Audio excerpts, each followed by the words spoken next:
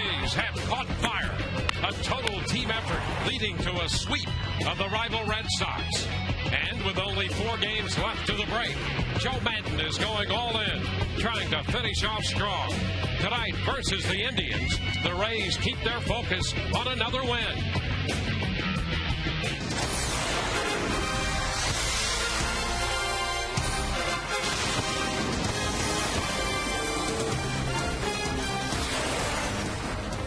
Tonight, the Rays continue their homestand, a 7-game homestand, and they're off to a 3-0 start. And tonight, game 1 of a 4-game series leading up to the All-Star break as the Tampa Bay Rays play host to the Cleveland Indians. The standings before play tonight, the Rays running second in the American League East. They are 2 games back of the New York Yankees. Hi again, everyone, and welcome to an evening of Rays baseball with Kevin Kennedy. I'm Dwayne Stats. Great to have you aboard. Todd Callis aboard as well. We'll be hearing from him in just a few moments. Well, the Rays have won 5 in a row, and it seems that perhaps the offense has returned this month, and that means Sean Rodriguez, who has had a great month in June, a 15-game hitting streak, here in July, he's put together 1 of 9. Yeah, he's been a really important guy in the lineup. He's on a 9-game hitting streak overall. He's gotten his average up to 279. And in that hitting streak, 400 batting average with 4 runs driven in, 7 runs scored, a 575 slugging percentage. And he's tweaked some things mechanically. He's got his hands up and back, a little bit better hitting position to get through the ball. And also, he's attacking early. If he sees something he likes early, he'll jump on it. It's not always getting behind the count. And I think that's been reminiscent of what's been going on right now for Sean Rodriguez and why he's accepted more responsibility in that lineup as he's hitting 5th once again tonight. Yeah, and another big start for the Rays' young right-hander, Wade Davis. He had a very difficult month of June, no wins at all. He knows, and the Rays know, he's better than that. A big start tonight. Well, it's been talked about a lot. Let's face it. It's about fastball command. You heard Jim Hickey talking about that in the pregame show. His last 6 starts, the numbers are not good, obviously. 0-5 with an ERA that's way too high for a guy with this kind of stuff, and the batting average at 300 against. It's fastball command, but also I thought Jim Hickey made a great point. Maybe some off-speed stuff early. You've got to get the secondary pitches over early. That was, I told the story in Minnesota with 3 home runs, especially a couple that Jim Thome hit, especially the one he hit on the first pitch. And the matchup tonight, Wade Davis 5-9, his last win coming on the 29th of May over the White Sox, and the veteran right-hander Jake Westbrook will do the pitching for Cleveland, and with 5 wins as well, he is 5-4. Game 1 of this 4-game series just a few moments away. When we come back, we'll hear from Todd Callis.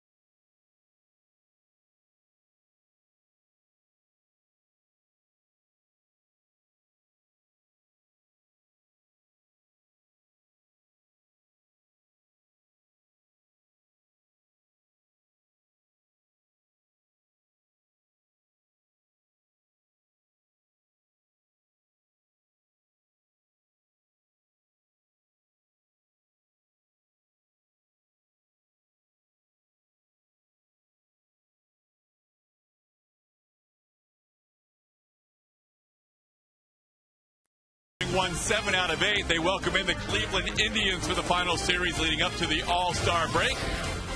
You see, the Indians have won 7 of their last 11 games. They are allowing their younger players to get some quality playing time as of late. And that is something that's not lost upon the Rays hitting coach Derek Shelton. He used to be the Indians hitting coach last year and for the previous 5 seasons. And he talks about how this Indians team has been playing better. They're starting to come around a little bit, and they got a good young nucleus. You know, I think it's a situation where a lot of the guys that were there when I was there are not there. Or, you know, those guys are hurt. So it's nobody, you know, you take lightly. And I think the situation is we're playing every day and treating it as every day and then work from there. So, you know, we've had a good series in Minnesota. We had the good sweep with Boston, and now we play tonight and then worry about tomorrow night. Derek Shelton with our Geico quote of the game. We are ready for baseball. 4 minutes until the first pitch. Wade Davis taking on Jake Westbrook. The Rays and the Indians kick off a 4-game set. Coming up next, enjoy all the action in high definition with Dwayne Stats and Kevin Kennedy.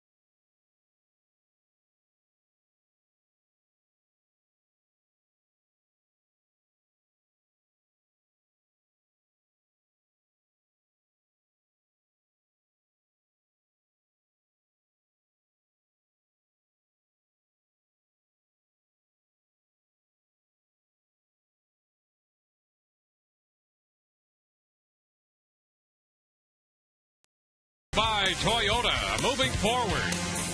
Buddy's Home Furnishings, where there's no credit needed, and up to 6 months, same as cash. And by AT&T, find out what's possible with the nation's fastest 3G network. AT&T, rethink possible.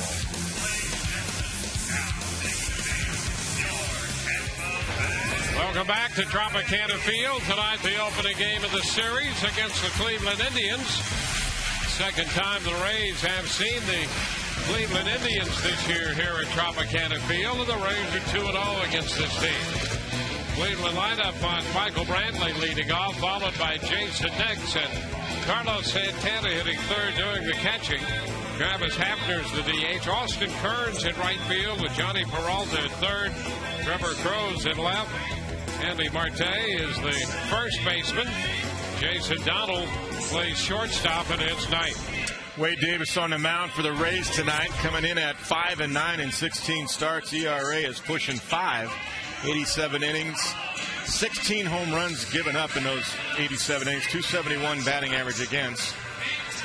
If there is a positive in 5 games against the American League Central, he is 3-0 with an ERA at 2.35. He has never faced the Cleveland Indians. Take a look at the defense behind Wade Davis tonight for the Rays. Carl Crawford in left, BJ up in the center, and Ben Zobrist in right field. Around the infield, Evan Longoria at third base. Jason Bartlett gets the start at shortstop tonight. Sean Rodriguez at second, Carlos Pena at first, and John Jaso doing the game calling behind the plate for Wade Davis. And Tonight's Rays broadcast on Sun Sports is presented in beautiful HD by H.H. Gregg. Joe Madden and the Rays 51 and 33. They've won 5 straight, 2 back in the East. Off to a 3-0 homestand start here.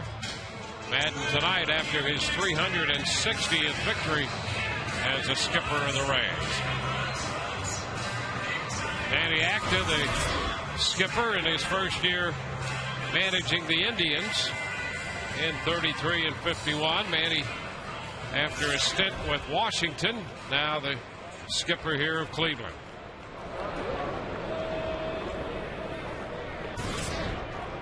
Michael Brantley's going to lead it off here to start things. Young outfielder. He's 49 at bats so far with the Indians. 7 of 49. And first pitch from Wade Davis is a strike call. We're underway right on time. 72 comfortable degrees inside Tropicana Field.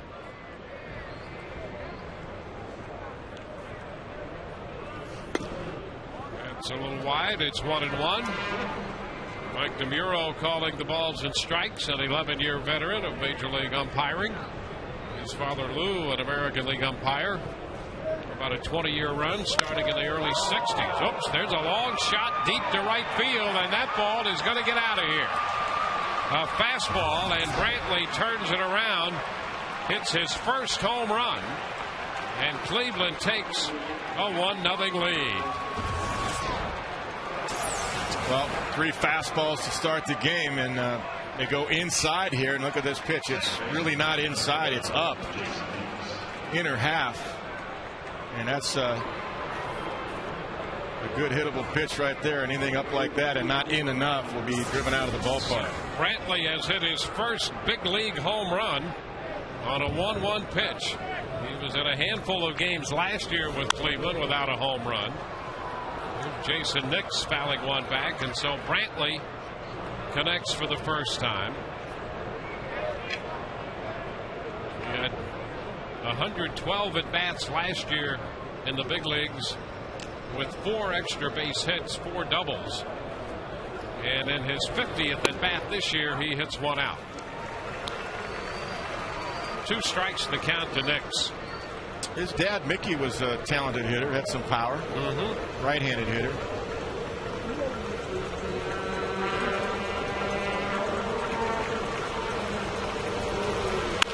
Ground ball headed to short, charged by Bartlett. His throw to first takes care of Nix. 1 away.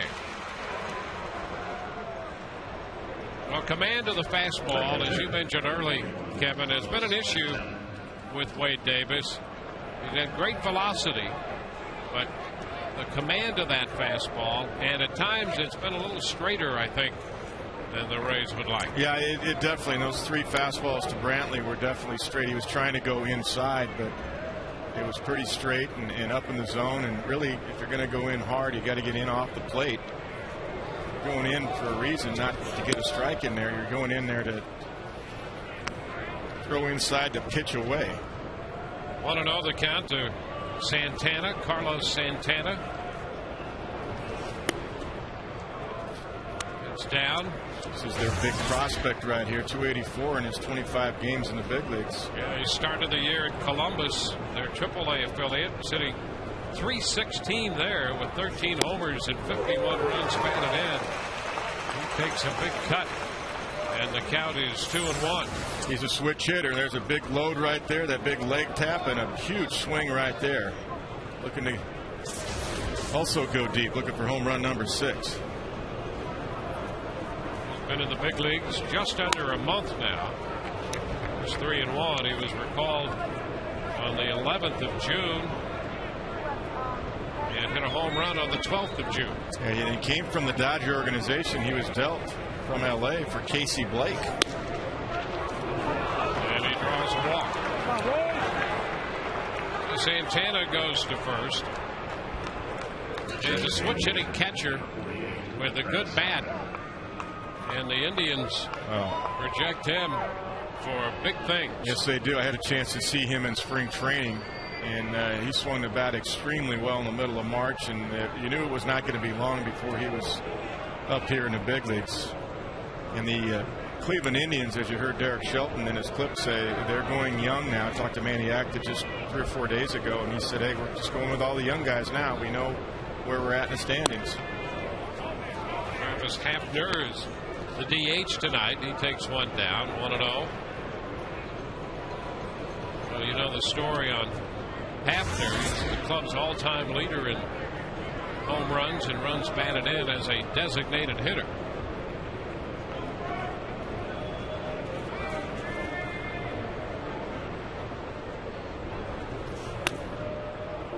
The pitch is too low.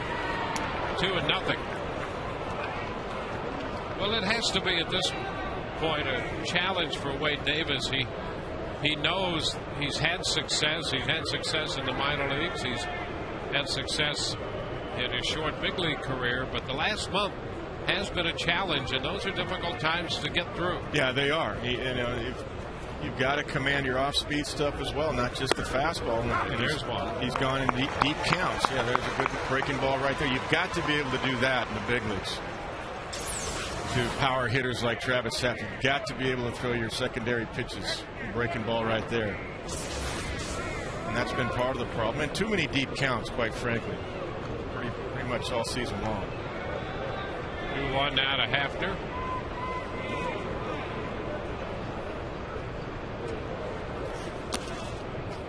Going to run the count to 3-1, so he's behind this power hitting DH.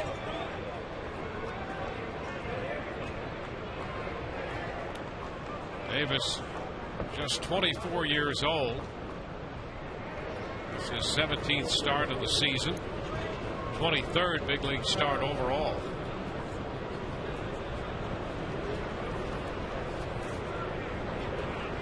Move to first. Santana is back in.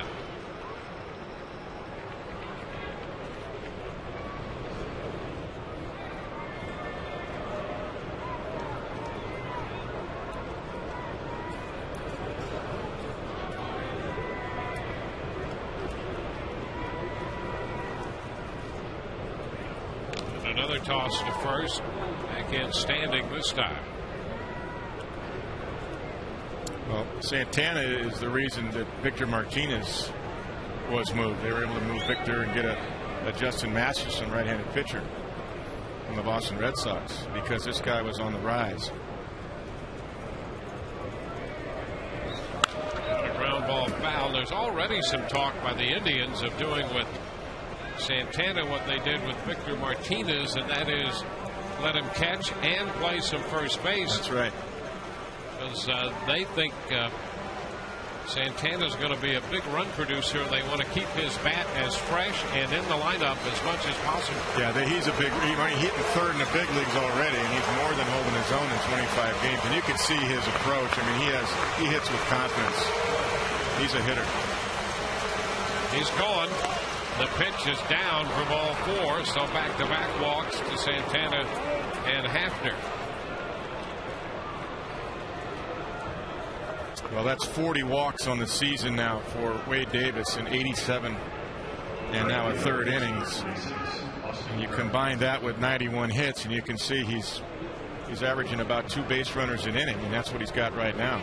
A couple of base runners out there. Tough way to pitch in the big leagues. Here's Austin Kearns, 30-year-old outfielder. Batting .266 with 7 home runs. And there's a strike.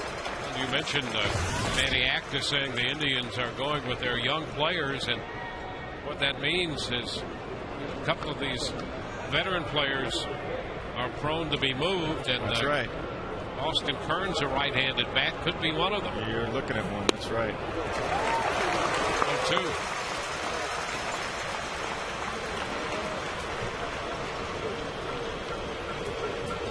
Kearns, a .256 hitter in the big leagues with over 100 big league home runs. Of course, Braves team up with the Reds at 0-2. Well, thrown into the dirt and blocked by Jaso. Yeah, nice soft block by John Jaso. Watch him just use the chest protector. Slides to his right. Lets it bounce right off the protector right there and right out in front of him. And no advancement. He's getting better each time I see him behind the plate.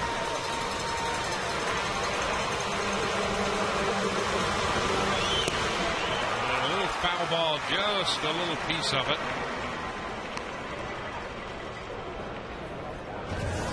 Brantley has homered to start the game. And with one out, Santana and Hafner have drawn back-to-back walks. Michael Brantley, who homered.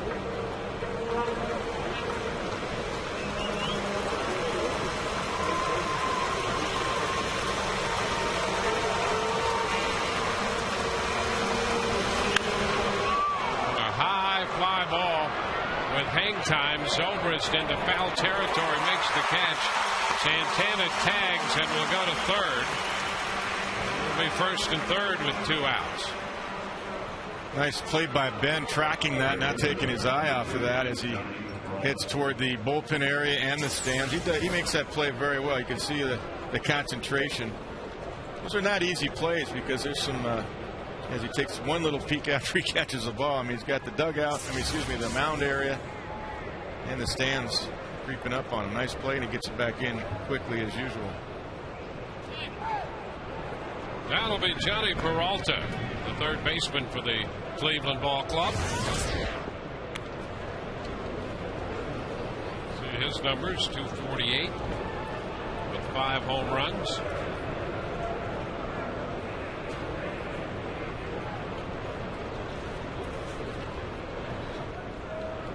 Peralta's been tough on Rays pitching throughout his career. He comes in hitting .348 with 9 homers and 33 runs batted in against the Rays for his career.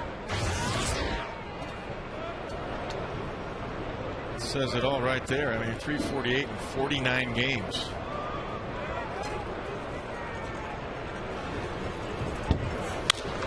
And he lifts the fly ball right to Vin Zobrist. Vin puts it away and then retires the side. Damage limited to just the 1 run. Bottom of the first coming. 1-0 Cleveland Rays coming in to hit.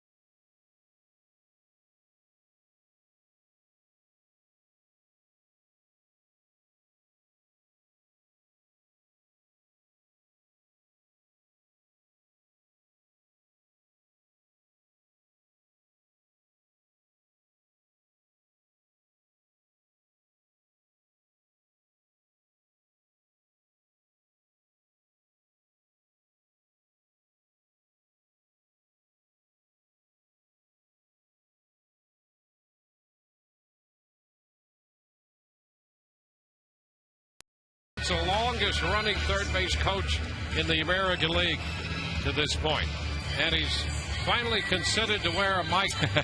So we're going to eavesdrop on Tom Foley from time to time tonight. He's got a great dry sense of humor, and we'll see if any of that comes through tonight. I'm sure it will, and you know what? He's done a great job, too. How many times have we talked anything negative about Tom Foley at third base? Ben Zobrist, Carl Crawford, and Evan Longoria. Pena, Rodriguez, and Joyce down the middle, followed by Upton, Jaso, and Bartlett, the Rays lineup tonight. The sinker baller, that's Jake Westbrook on the mound. Solid 17 starts, healthy this year. And the first pitch is a strike into Zobrist. His ERA is 4.59, but he's coming off of Tommy John surgery. Missed all of last year. Excellent sinker baller. The pitch is down, 1-1. Well, things have gone a little better for him recently. 5-4 for the year, and he's won 5 of his last 7 decisions. I think it's just good news too that he's made all of his starts. Coming off of Tommy John surgery, but you know that surgery today, guys do come back. And some guys come back going harder than ever, and they're more durable. Well, you know, Tim Hudson of the National League had it, and he's an all-star this year. Yep. Billy Wagner should have been an all-star. I was looking at Billy's numbers today, 55 strikeouts in 36 innings. Zobrist takes strike 2, and the count is full. And you're right about that, the shelf life. He's got another 10 years. He's got a new arm.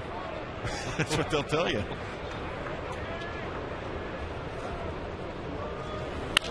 Zobrist with a base hit right back to the middle. Got a 3-2 fastball and sent it into center field. Ben is aboard. I think that's one of the reasons you and I like Ben leading off. He works the count. He's still a base, switch hits, hit you close to 300.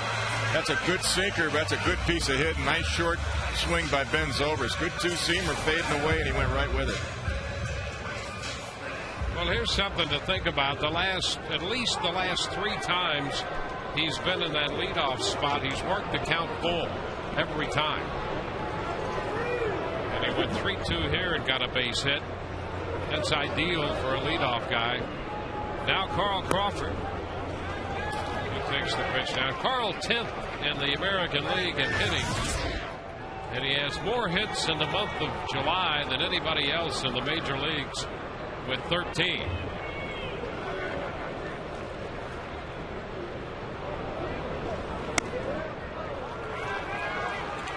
Ahead in the count. Pitch taken low. And comparing Carlos Santana to Victor Martinez, the time I saw Santana in spring training, I saw a better arm. Yep. With better mechanics. Got actually pretty good arm.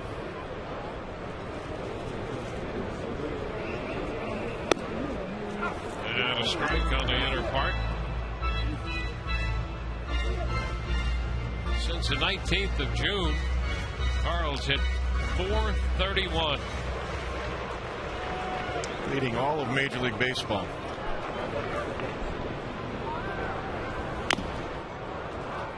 Now we got a 2-2 piece of that one. Another two-seam fastball right there. Good running count right here, especially with a sinker ball pitcher. You know he's not going to pitch out. Ground ball pitcher, good guy to run on. Comes a changeup. And he takes it down. So another full count. Zobrist went 3-2 single. Crawford now 3-2. And Westbrook wants a new baseball. I don't think there's any doubt now that Ben Zobrist will be running. Especially as hot as Carl's been.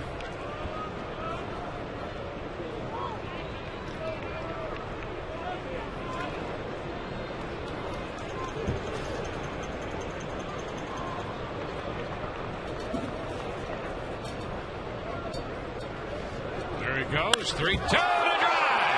High and deep. And gone. Home run by Carl Crawford on a 3-2 pitch, and he launched that one. His 9th home run of the year. It's 2-1 Tampa Bay. Stay hot. Wow, looking for a little first and third situation. You got a a blast. 3-2 pitch right here. Right down the middle with the two-seamer. He didn't miss it. I mean, a long home run. It's his 9th home run. First pitch is a strike to Longoria. 75th home run of the year for the Rays, and it gives them a 2-1 lead. A breaking ball that drops in for strike 2 on Evan. 0-2. Well, that's about as hot as you can be. Carl leading up to the All-Star break. He really was hoping that he would be voted in as one of the starters. Just elated that that has happened, and humble about it. And what he has done is he's just gone about his work every day. You know, that's the thing about him. And doing that count, I mean, that's a contact count. That's just a great swing. I mean, he wasn't looking to hit one out of the ballpark. Longoria hits it on the ground, scoop by Peralta. And the throw is in time. So that's the first out. A ground ball, third to first. Well, let's take our Auto-Way text poll now. Brought to you by Auto-Way. If you need a car, truck, or van, who are you going to call? Auto-Way. Call 1-800-SHOP-AUTO-WAY. Who is the Rays' first half MVP? Would it be David Price, Jeff Neiman, Rafael Soriano, Carl Crawford, or Evan Longoria? Well, I'll tell you, all 5 of those guys could have been on the All-Star team. 4 of them will be. Yep. And here's Pena fouling one out of play.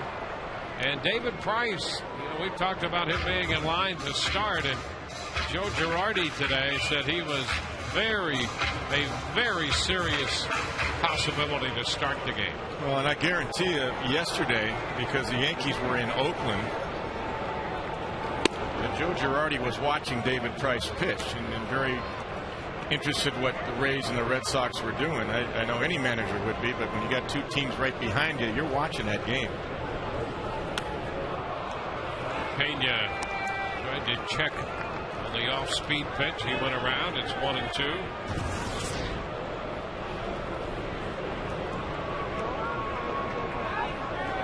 Rays off to a 2-1 lead. Shift on for Pena again. Peralta, the only man on the left side of the infield.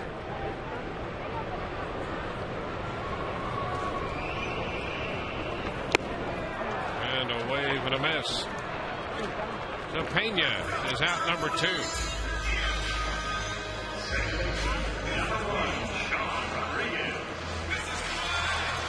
Base is empty. 2 outs following the home run. And here's Sean Rodriguez. Well, it's been interesting to watch Rodriguez, and he's a young man who had a great spring. He played all over the place. He swung the bat well. He got off to that big power start. And he's had a chance to play recently, and you know, you never know which comes first, the chicken or the egg in that situation. But look at that. Since the 29th of May, he's got that chance to play, and he has been very good at the plate. Yeah, I've always felt about opportunity that, you know, the unfortunate injury to Jason Bartlett created an opening for Sean to get some more at-bats and get out there every day, and that will bring confidence to you, especially when you start getting a few hits. And his average went up 82 points in 35 games. He takes the breaking ball here, 2-1. And I think the more at bats he gets, the more comfortable he feels. And he's had an issue in the past when you don't get to swing the bat a lot. You're not as sharp as you'd like to be, and he would see that slider away a lot. But he's taken an interesting approach to combat all of that. And he's willing to work on it and spoil that pitch or stay out of counts in which it could be a tool against him. Yeah, definitely. And his hands are back, and you just saw from that side shot, and that to me puts him in a better hitting position. His hands early in the season were in close and low. Look at that. See his hands up here? Get right through the ball, right down and through the ball. That's a good-looking swing. And the Rays really now look at him as a potential run-producing guy down in the lineup. I think so. Absolutely. He is out on strikes right there. Breaking ball got him. So the Rays are finished. They score a couple in the first on the long home run off the bat of Carl Crawford. And the Rays lead 2-1.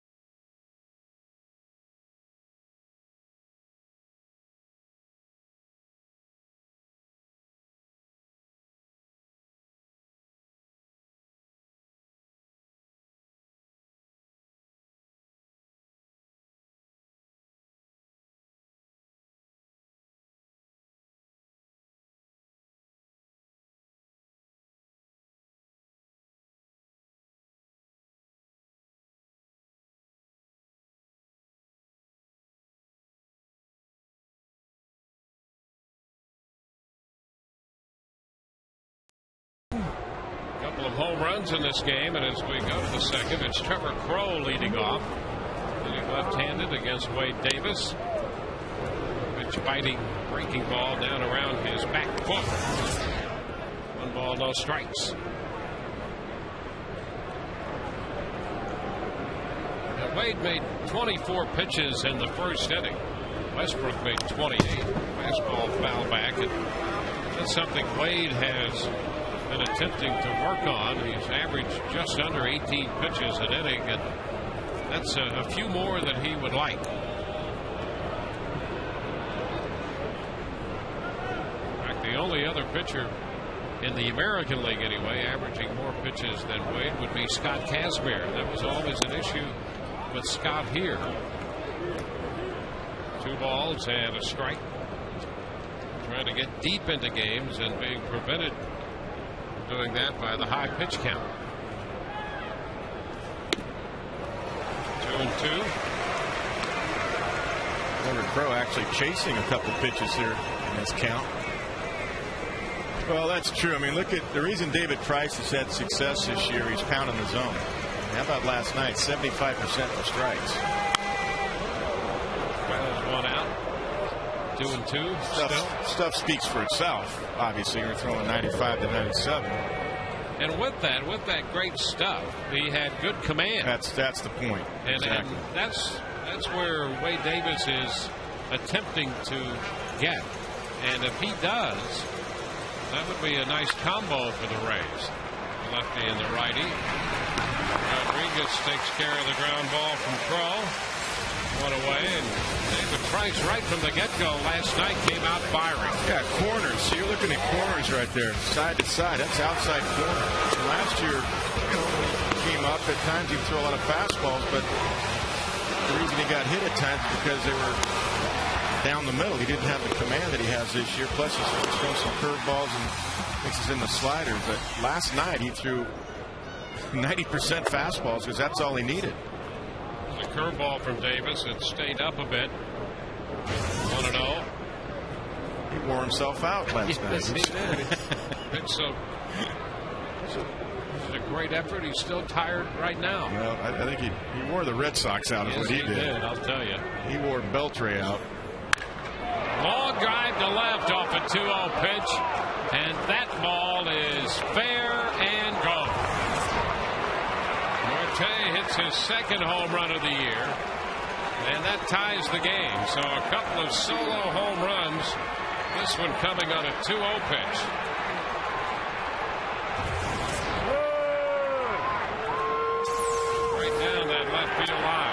go away.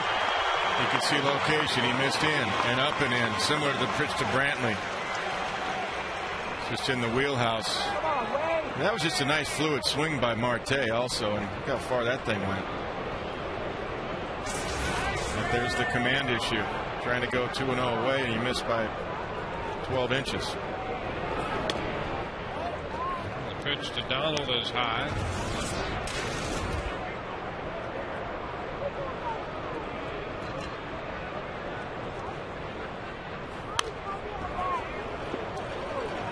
Back on a fastball, 1-1.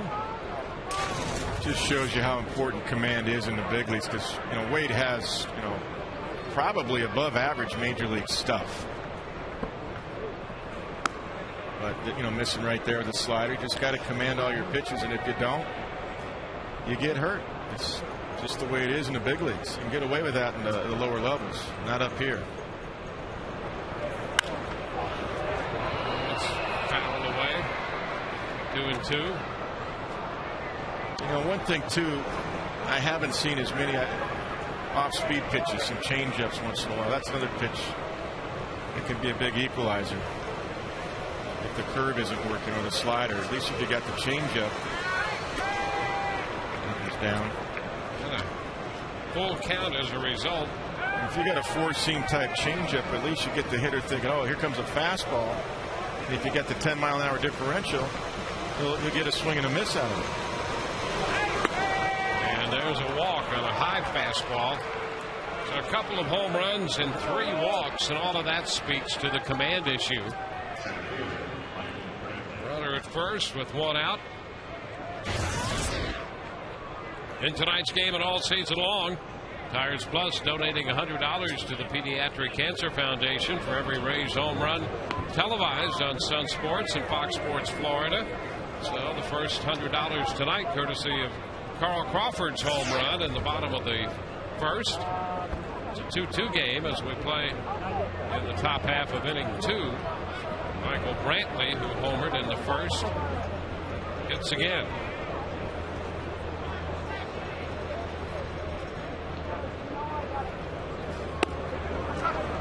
The pitch is a strike. The guys the Indians are high on, one is right here, Michael Brantley. The other one we talked about is Carlos Santana. The other one, when they traded Russell Branyan, he's had a concussion problem. He's on the bench tonight, is Matt Laporta. They sent him back down too for a minute, and he's come back and he's hit since he's come back to the big leagues. So they've made some adjustments. They've sent both Brantley and Laporta down, and when they've come back, they've been better for it. 1-1 fastball inner half that he turned on Brantley. These are the young guys we're talking about that Maniac is going to play the rest of the way here.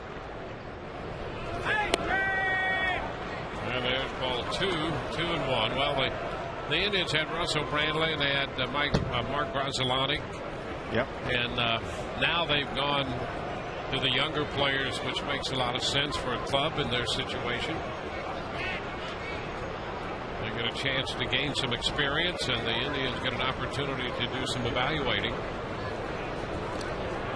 First, and back in goes Donald.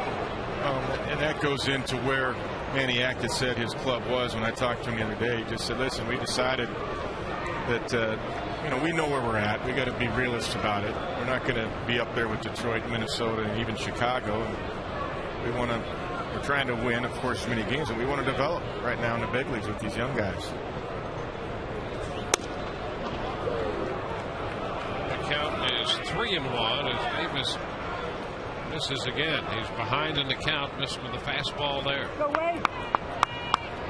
Get him down. Wade 0-5 over his last 6 starts with an ERA of over 6 during that stretch.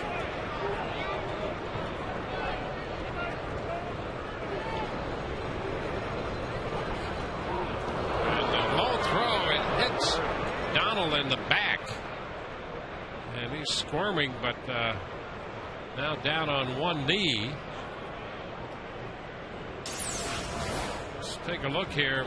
We got him maybe on the right side there, the ribs maybe. Yeah, the right side, right oblique maybe.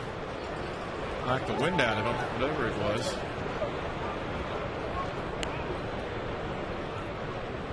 Appears to be all right, but Sandy Alomar Jr. over there, their first base coach, making sure he's fine. And Sandy's job is not only obviously first base coach, but his job is to develop Carlos Santana defensively.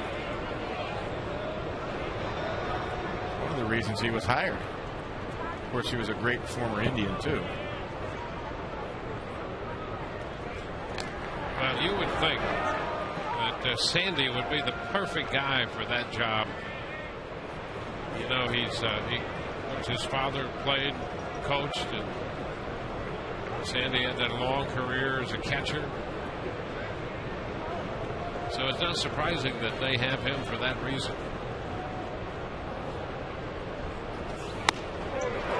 Cut and a miss on a fastball. Well, the Alomar family had a chance to have Sandy in winter ball many years ago when he was just a kid. Wasn't even in the big leagues yet, coming up with the San Diego Padres. And part of the deal when the Padres signed Sandy and Roberto was they had to go together. They both had to be signed. And the Padres got two pretty good ones at that time. Runner moves on the 3-2 pitch. Chopped down to first. Pena's got it. So he makes the play unassisted on the big chop. Donald advances to second. Nice comeback by Wade Davis right there to throw strikes and let the defense help him. And that's a super play by Carlos Pena. It almost looked like it was going to get over his head, but Carlos has been practicing his rebounding lately and in a nice play. Could have been a first and third or a second and third if it got over his head. Nice play, though. If you're playing basketball, he could have started a fast break for that. This guy's got some power. We saw that when he was with the White Sox. Yeah, he hit that grand slam here off James Shields. Bounce this one back. 5 home runs for Jason Nix.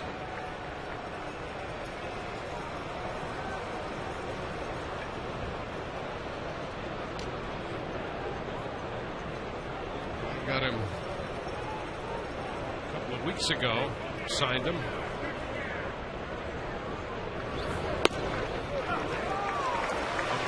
That's a money pitch right there. That's his best curveball of the night. That's a super one right there. Right over the top for the most part. At the knees. A 2-strike count.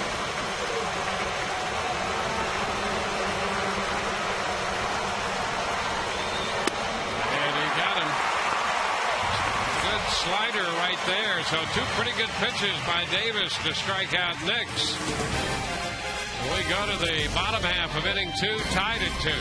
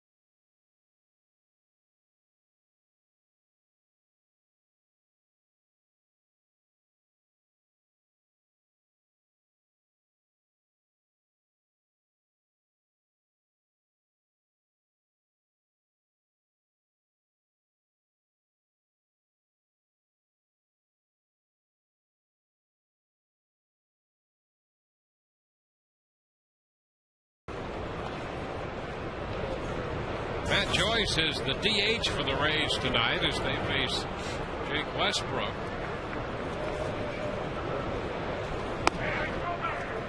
And it's a first pitch strike.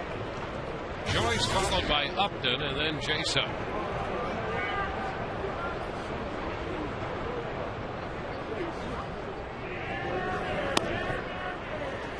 1-1.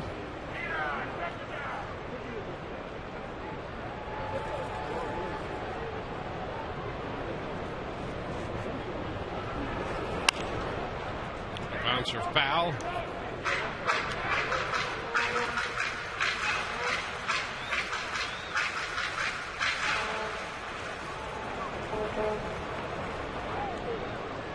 Westbrook coming off a start against Oakland. His last time out, he pitched 6 innings. 2-2 now to Joyce. Gave up 4 hits, 3 runs, 2 of those earned, and a no decision.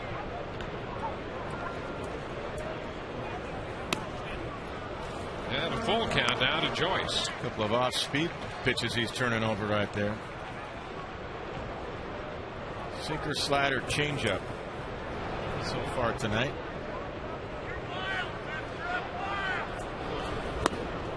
And he strikes out Matt Joyce.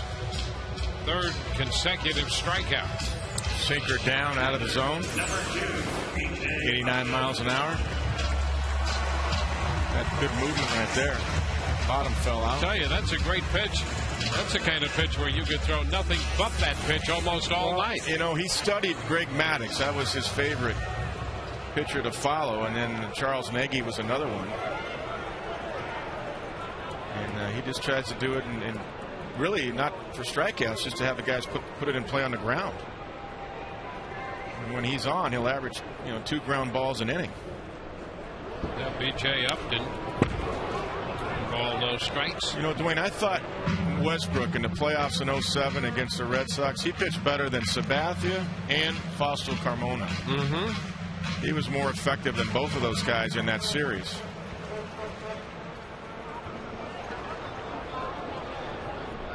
And time granted by Mike DeMuro. That's the other thing. Westbrook, if you let him, he'll work as quickly as almost anybody. Well, yeah. Sean Rodriguez on the 1-1 pitch in the first inning, he wasn't even ready to hit because he got quick pitched. He ended up taking a ball, but he wasn't allowed to hit. That's a strike to Upton. It's 2-1. Of course, the defense loves that, playing behind a guy like Jake. There's BJ trying to call timeout and getting it because he's not ready yet.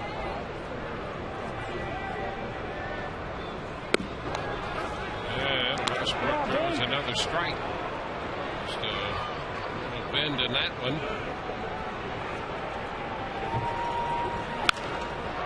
Just foul outside of 3rd. This is a guy you really got to use your legs on because everything's down for the most part. You got to really go down and get through it. They hit it on a line, stay off the ground.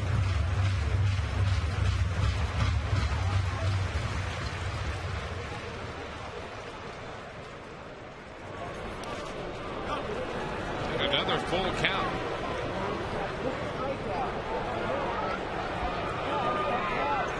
This is already the 4th full count. So he's gone 3-2 on 4 of the 7 hitters he's faced.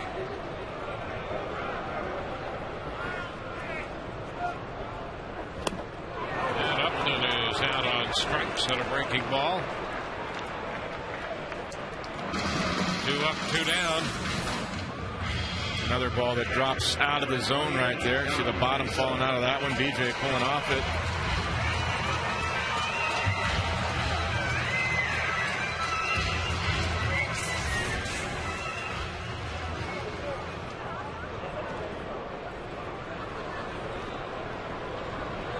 John Jaso. Pitch is wide, 1-0.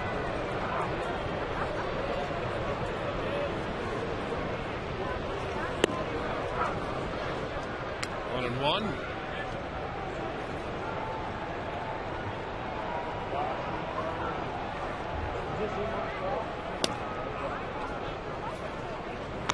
balls and a strike. Boy, if you don't step back, I mean, he's ready to go. He is. He is rapid fire.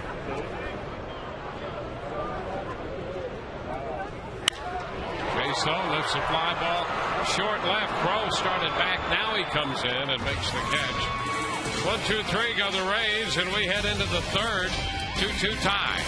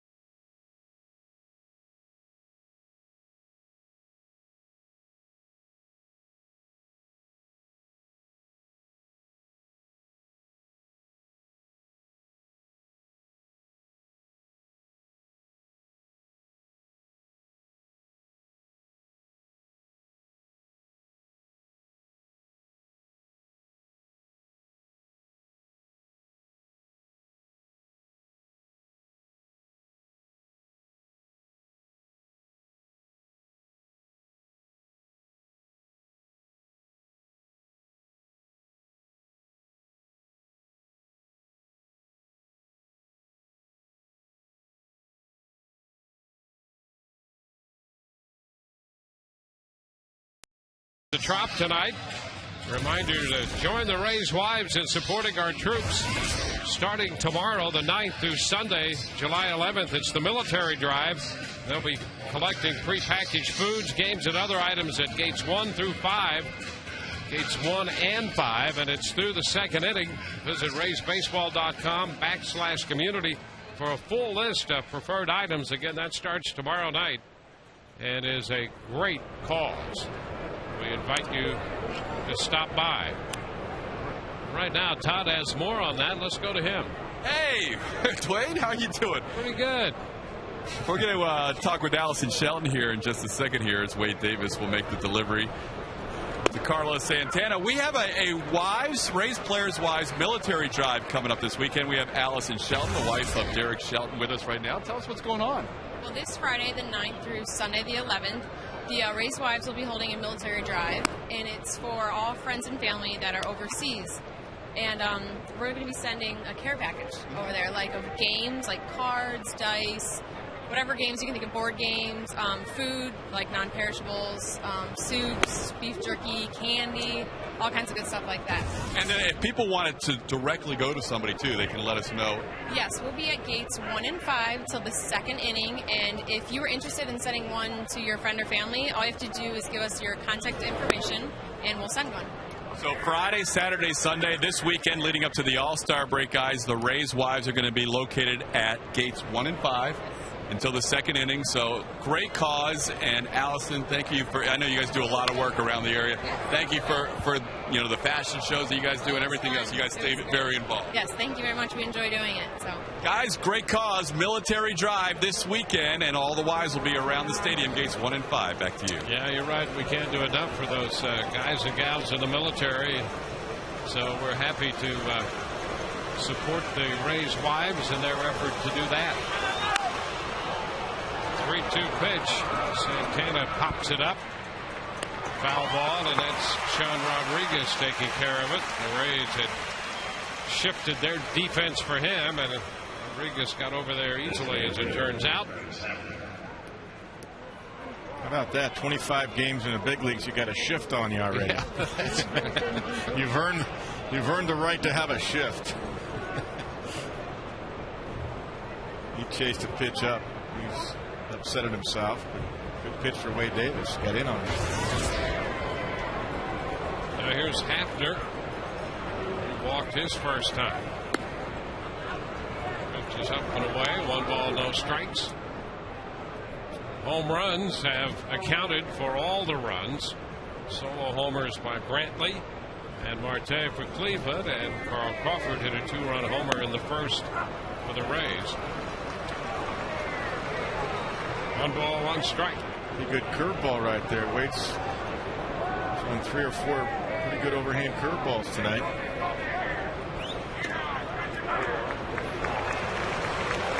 Ball, 2 strikes, another one there. Yep.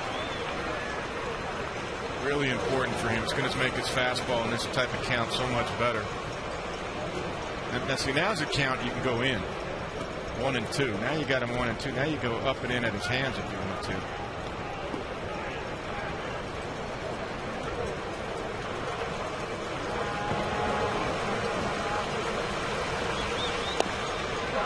And there is strike 3 call.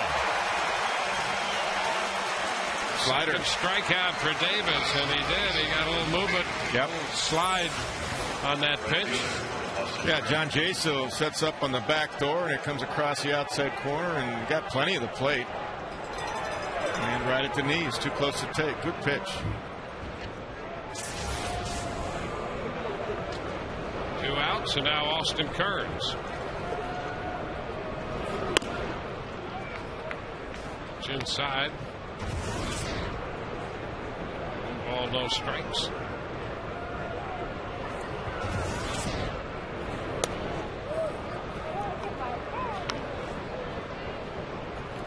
Kearns with the Reds. He has spent some time with the Washington Nationals. Now the Indians.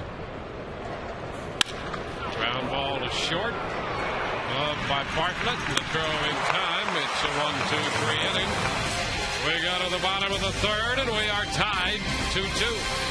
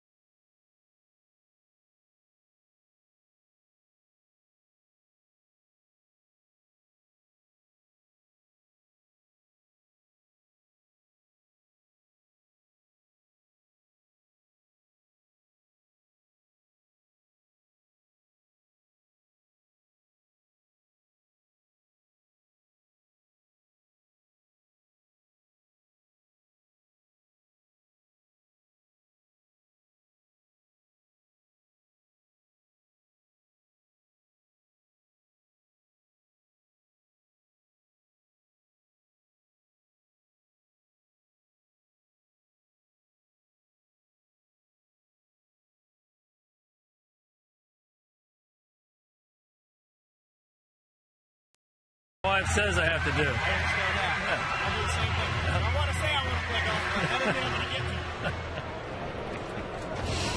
Well, that's a good veteran move there for the All-Star break. Tom Foley's, he's bright right there. He's smart. He's going to do whatever his wife wants him to do. He's smart. He is. That's a crafty veteran right there. Pitch is down. 1 and 2. Well, we have it on tape, so we could tell Marta she can write her own ticket for the All-Star break now. We can replay that as many times as we need to. Bartlett Lifting one into short right center, and Kearns comes on to make the catch. A nice little conversation going down there with the third base umpire, Scott Berry, and we find he likes to fish.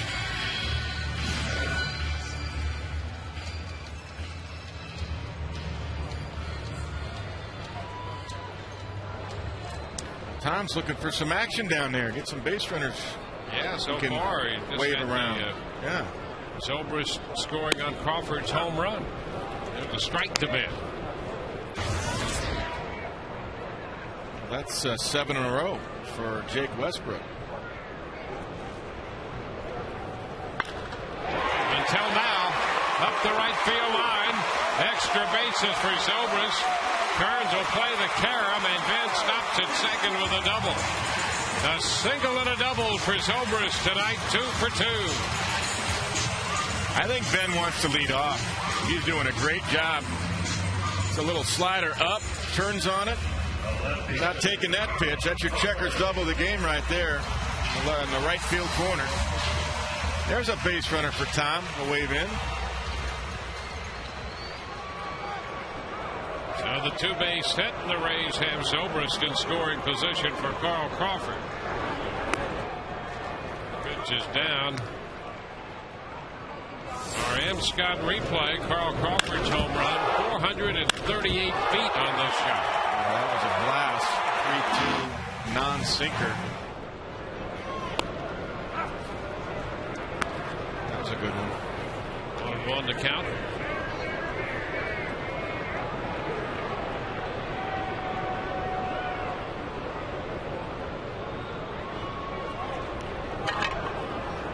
Breaking to the bag at second, the shortstop, Jason Donald.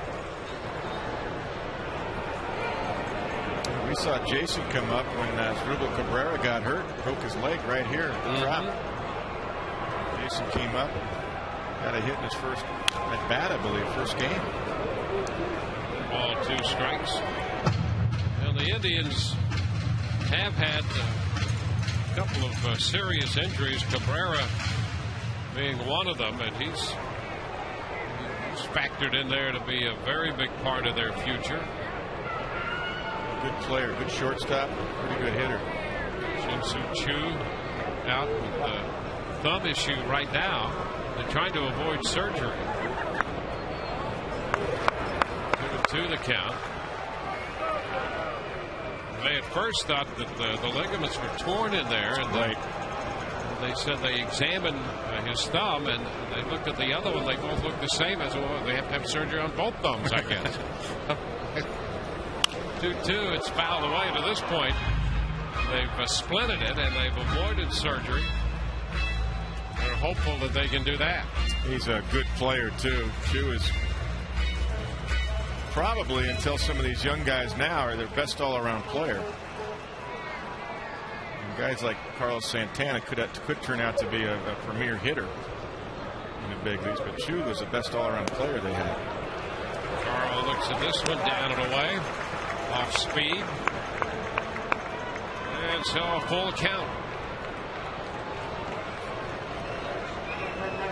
Crawford with 9 home runs now, the 10th leading hitter in the American League, finishing strong up to the All-Star break. And he hits another. High and deep and gone. A replay of the first home run. A 3-2 pitch. And Crawford nails this one. The Rays take the lead on a 2-run home run by Crawford. It's 4-2. How hot is Carl Crawford? That was further than the last one. That one cleared the stands in right field. 3-2 count once again. Almost an identical pitch. That was a little slider, though. A flat slider, middle in. Forget about it.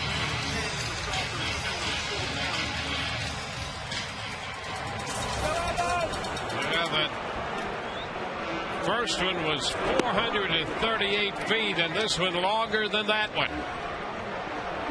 1-0 to count to Longoria. That's his 5th multi-home run game. Picks up the corner, and the count is 1-1. Bob Crawford nailed that one. The 5th of his career, the first here. Longoria tried to check. That's a strike, and it's 1-2. So the first multi-home run game that Carl has had here at Tropicana Field.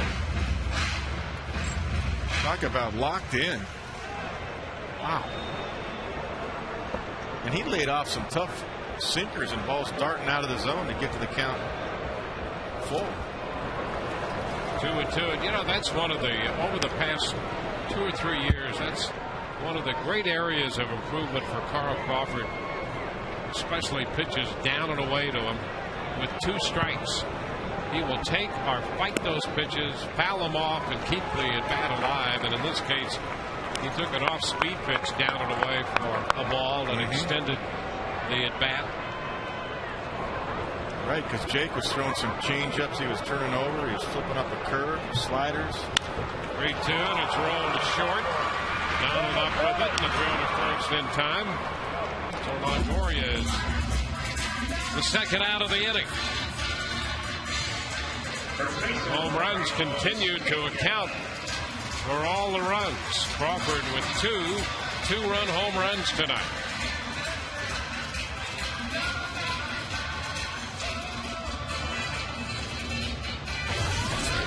Here's Carlos Pena. Carlos struck out on a slider his first time. Pitch is too low, 1-0.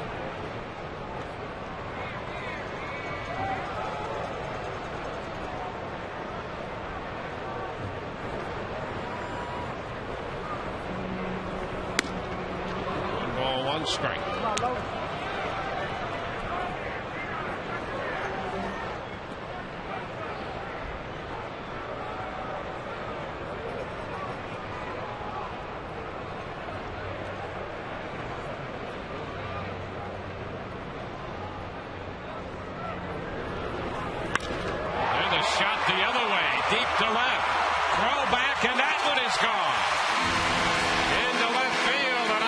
Field home run for Pena.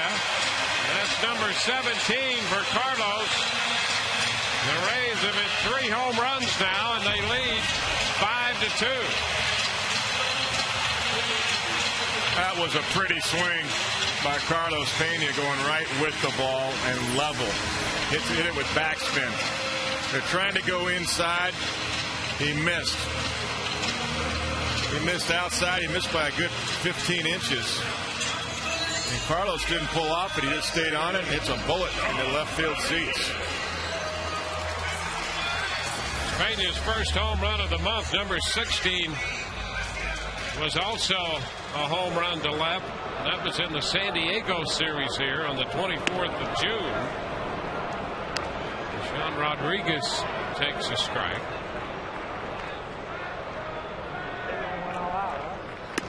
In fact, 3 of his last 4 home runs have been opposite field home runs.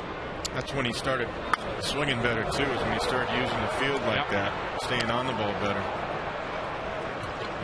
Sean Rodriguez fouls it. The count's 1-2. And that wasn't a home run swing. That was just a nice fluid, hit the ball with backspin swing. Center it nicely. It was so strong it just carried out of the ballpark. Yeah, that's the whole point about Carlos. You know, he doesn't have to swing hard because he's so strong. No. He can hit the ball out of any park. And Rodriguez swings at a pitch darting down and away. The throw to first completes the strikeout. So he's out of there, but the Rays grab the lead. A 2-run home run by Carl Crawford, followed by the opposite field solo.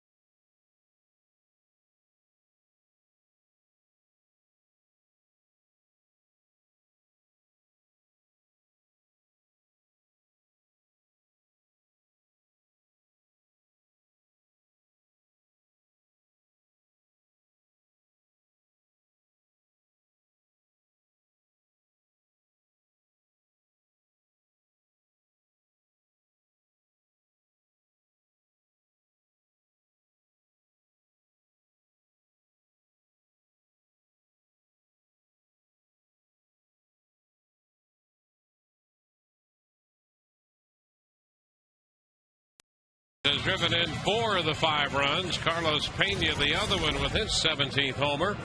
The Rays are off to a 5-2 lead. Time for our AT&T Mobility Trivia. How many pitchers drafted number 1 overall have started an All-Star game? And that born out of the possibility that David Price could be the starting pitcher in the All-Star game. The outstanding manager of the Yankees, Joe Girardi, says he is a serious candidate to start. And so we'll see how that turns out. But boy, Price was impressive last night. He may have had the best stuff of the year last night here, Kevin. I think he threw about 100 fastballs of 111 pitches, was it? 112 pitches. 111 and 83 strikes. 83 strikes, and I think I counted only a handful of off-speed pitches, a couple of curveballs. The one slider to Scudero to get him looking was big. And I heard David last night, actually on SportsCenter. They had a phone interview, and he said, I didn't really need to throw my other pitches tonight. I felt so good. I had pretty good command of it. He's right. The swing and a roller to short. Bartlett bare hands, and the throw to first is in time. Nice play by the Rays shortstop on a barehanded pickup to get Peralta. That's a great play by Jason. That was his only chance, too. Not that Peralta's a burner, but the way the ball was tapped toward him slowly, that was his only chance. Beautiful play. Just in time. All in one motion. You know, the other thing about Price last night, he was coming off a career-high 122 pitch performance against the Twins in Minnesota in his prior outing. And he came right out last night from the get-go throwing hard. One attempt by Crow, and Longoria is going to make this play. Outstanding D by the Rays left side of the infield here. It's Crow who can run. He is thrown out trying to bunt his way on. He forgot about one thing. That's the best guy in baseball making that play, Evan Longoria, and Evan was in for it. Evan was looking for it. So he crashes quickly. There's nobody better doing this. Look at that. Loves it all in one motion. Up strike to first base. Good transfer right here. Perfect. Andy Marte takes one too high. You know what a guy like Sandy Koufax would say about that. He said, "See, the more you throw, the stronger you get." Yeah, I mean, and I'll tell you, there's a guy in Texas who believes that. Yes, there is. Nolan Ryan, and I'll tell you another guy who thinks that way. That's Don Zimmer. Absolutely. High popper, foul ball out of play, and the count goes to 2-1. Well, 122. I mean, 10, 12 years ago, 15 years ago, that was the norm. That wasn't. God, this guy is taxed. I mean, okay, Edwin Jackson's 149.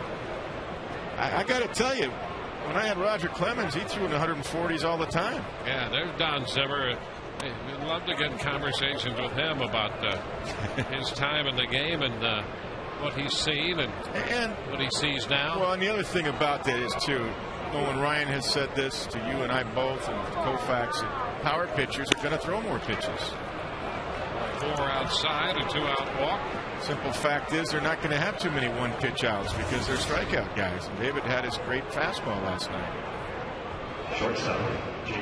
And if their mechanics are good, it's not as big a strain. It's not. That's right. So let him throw. I mean, David, he made some effortless, it appeared to be effortless deliveries last night with 97-mile-per-hour results. Donald hitting a high fly ball to right. Zobrist toward the line makes the catch. We head into the home half of the 4th, and the Rays lead this one 5-2.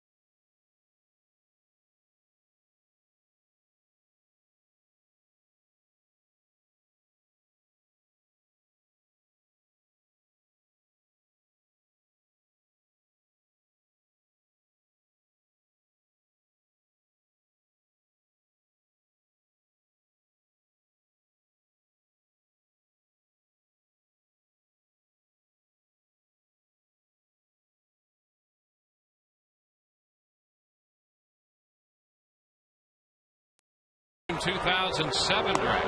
Well, nobody's more deserving. I tell you, he has pitched so well. 1-0 the count to Matt Joyce. I mean, he was projected for this kind of performance. He was a bright young man with a good work ethic, and here he is. About 3 years removed from being that first overall pick. Yeah, I just think it'd be fun, too, besides deserving, to see a guy like David against the National League's best hitters, to see that kind of matchup. Nothing wrong with Andy Pettit, the veteran, but you know what you're going to get there. You're going to get a little crafty veteran that we've seen forever. And, you know, Cliff Lee is Cliff Lee. He's done it before. He started the All-Star game in New York the last year at Yankee Stadium. And Lester's super, too. But David it would be, I think, more exciting and a lot of fun to see. The 2-2 count to Joyce. Upton next, and then John Jaso.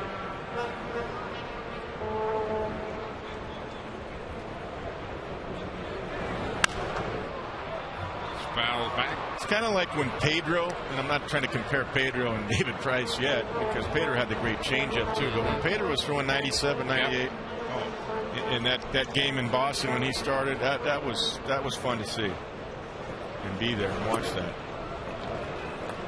Full count now to Joyce. He went 3-2 in the second inning and struck out. 3-2 now to lead off the fourth for the Rays.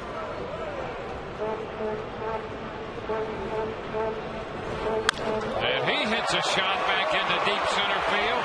That ball is going to be in there and bouncing up against the wall. Joyce will go to second and stop there with a double. It's his second double. His third extra base hit. The other one was the grand slam home run in Minnesota. Ooh, this ball's up. He wanted that thing down and away. It's up and out over the plate. David wanted a little more height. I think he wanted the home run. Yeah, he's trying to get a little bit more carry on that one.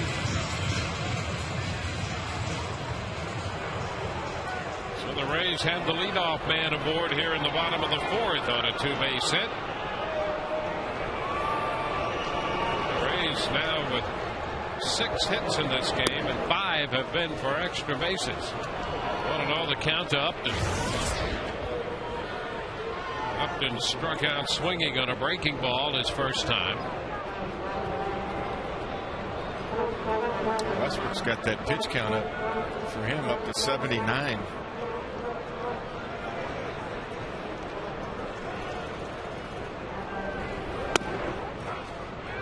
And he throws a strike to Upton. Westbrook has thrown as many as 113 a couple of times this year. But look at those two taxing innings, the first and the third, 28 and 26 pitches.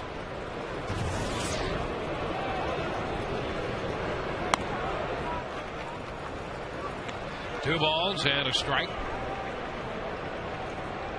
BJ, 25 years old.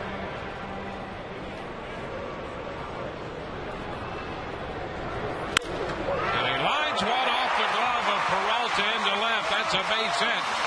Foley will stop Joyce at third base. And Upton has a hit.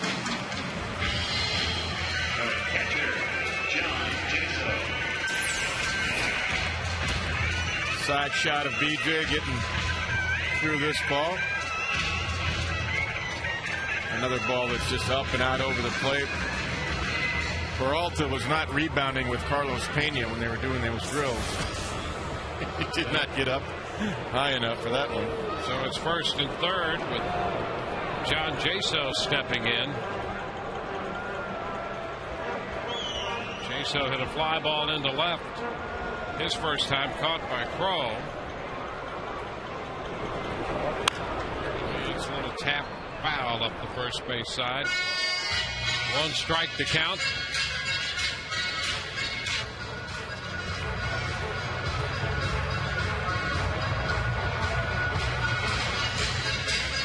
Jaso trying to pick up another run here. The Rays with 2 runs in the first and 3 in the third. Threatened for more in the fourth.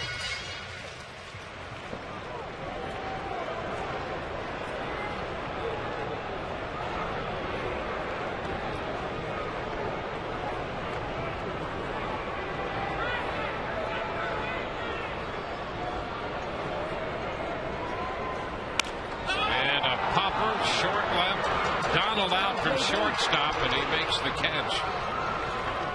So the runners stay at first and third. We'll see. Bartlett can get a run or two home here. See, it looked like there that John was trying to hit the ball in the air and hit the sac fly, where you don't really have to. Not that you want a double play ball. But by accentuating that, you end up popping up. So now Bartlett has to keep the ball off the ground. Jason hit a fly ball to right his first time, and he was going to bunt. The Rays with that first and third bunt situation, always a threat.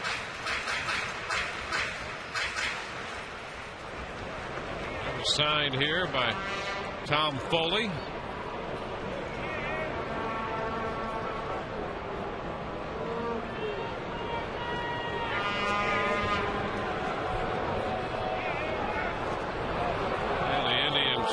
Figure out if something was going there, trying to sniff it out, but no signs of the bunt that time. You'll recall back on the 17th of May here at the Trop in the 11th inning, it was Bartlett's bunt that got Jaso home with the winning run and a 4-3 11-inning victory for the Rays. Bartlett takes this one down. 2 balls, no strikes.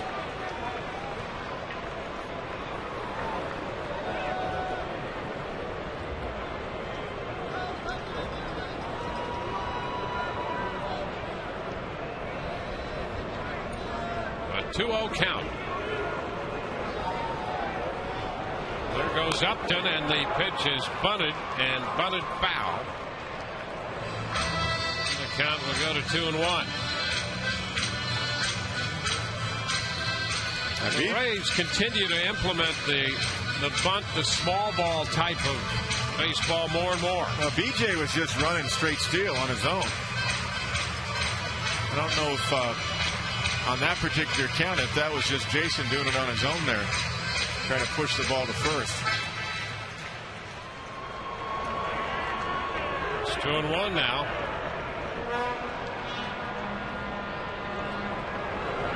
And a swing and a ground ball to second. Out there and out at first, and the Rays do not score. Upton was on the move as Bartlett hits it to the right side into a double play. 5-2 Rays.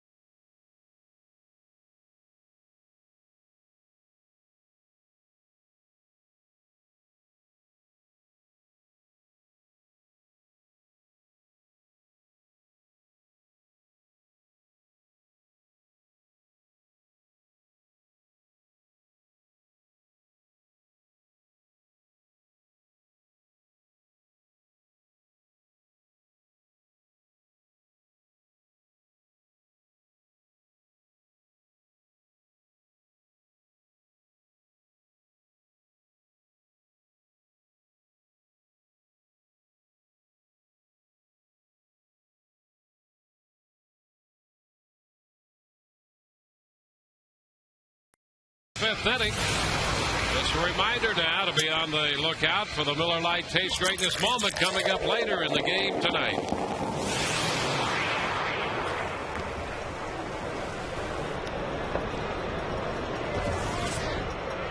fifth inning finds the top of the order for Cleveland. First pitch is a strike to Michael Brantley. Nix next, and then Santana.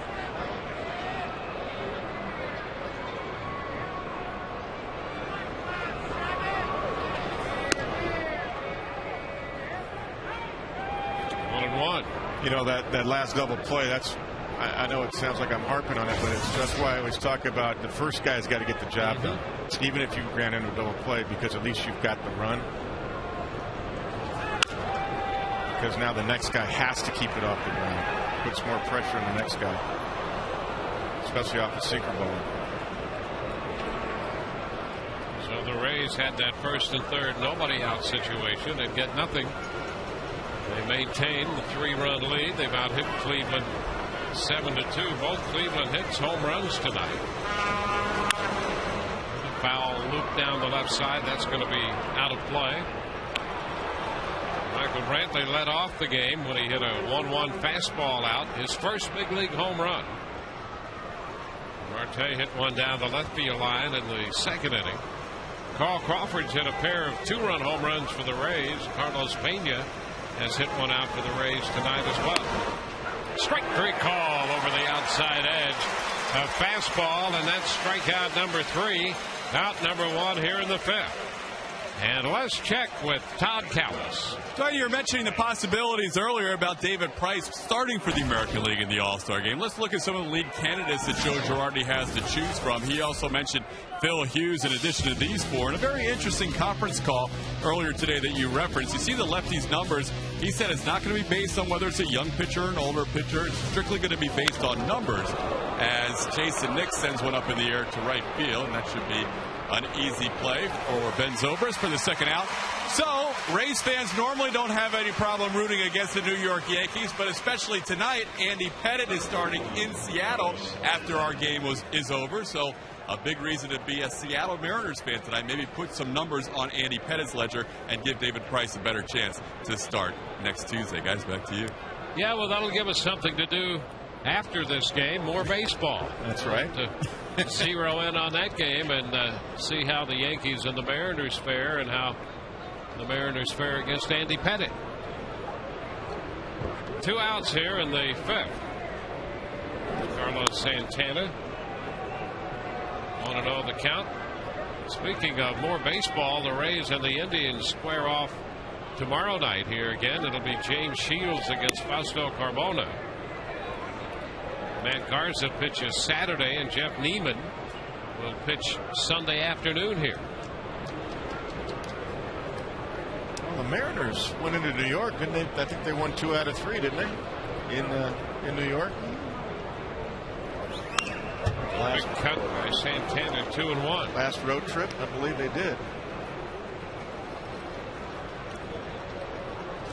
The Mariners thought things would be a little better than they've been for them this year. You know, their offense has been the issue. That's a strike. 2-2, and you know, we so often talk about the need, particularly in the American League East, to score at least 5 runs a game. And the Mariners this year are averaging under 3.5 runs a game. Yeah, and you thought with Cliff Lee and Felix Hernandez 1-2 that they would, you know, they got Doug Fister. They've got some good starting pitching. You thought that with a little bit of support, they'd be in the race. Swing and a miss. A fastball by Santana. 2 strikeouts in the inning for Wade Davis. Bottom of the 5th coming. 5-2 Tampa Bay.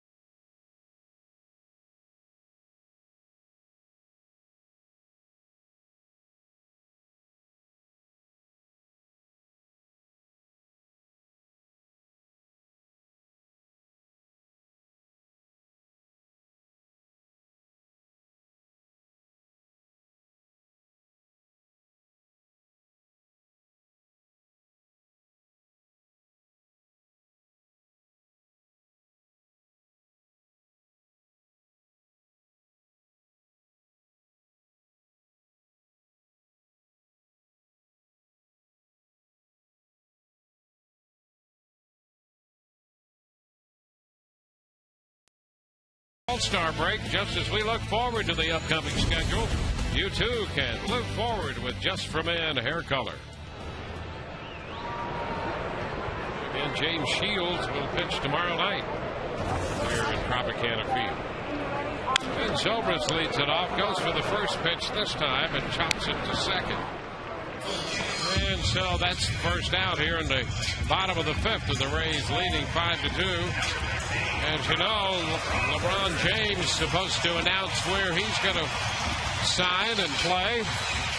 And we will be letting you know as soon as that announcement is made. Some discussion that he might wind up with the Heat. We'll wait and see. First pitch to Carl Crawford is a strike, but as soon as that is known, you will know. We'll let you know. And again, Westbrook trying to go right back to work, and Crawford got time with Mike DeMuro walking away from the plate. And that's something that Westbrook does by design. And a chopper by the mound. Nix with the throw to first, and Crawford is out. 2 gone. You're right. Westbrook's all about upsetting the timing of the hitter, not letting him get set and get comfortable. Most hitters hate that when a guy just is on the mound ready to pitch and you're not quite set.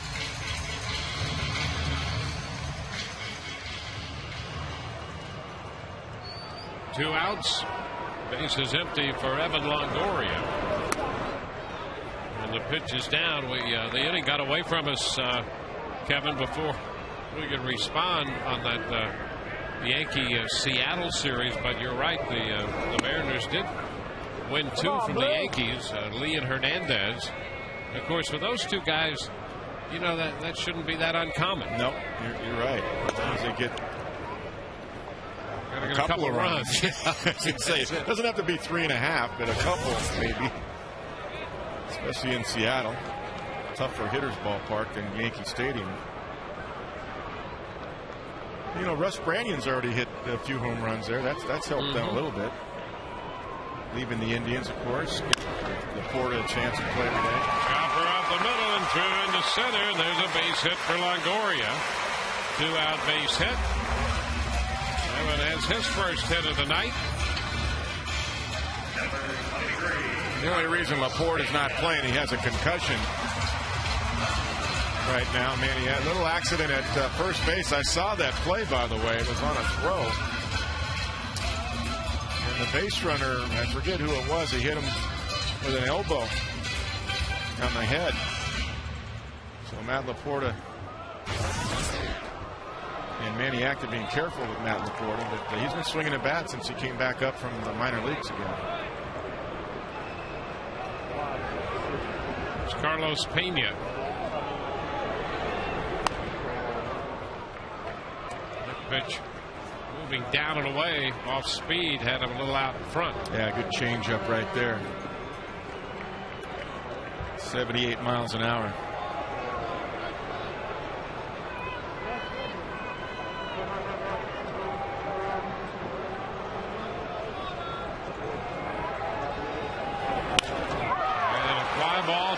Center field will hang up. Crow there to make the catch. The Rays are finished in the fifth. They leave 1. We're through 5-5-2 Tampa Bay.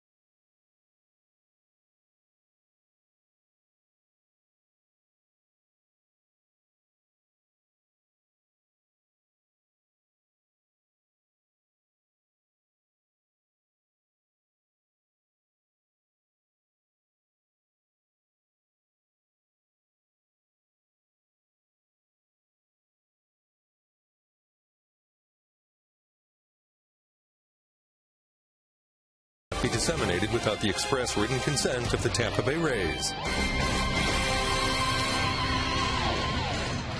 2-5 onto the 6th inning. Wade Davis and the Rays have a 5-2 lead. You can experience a Rays game here at Tropicana Field from the all-inclusive Whitney Bank Club.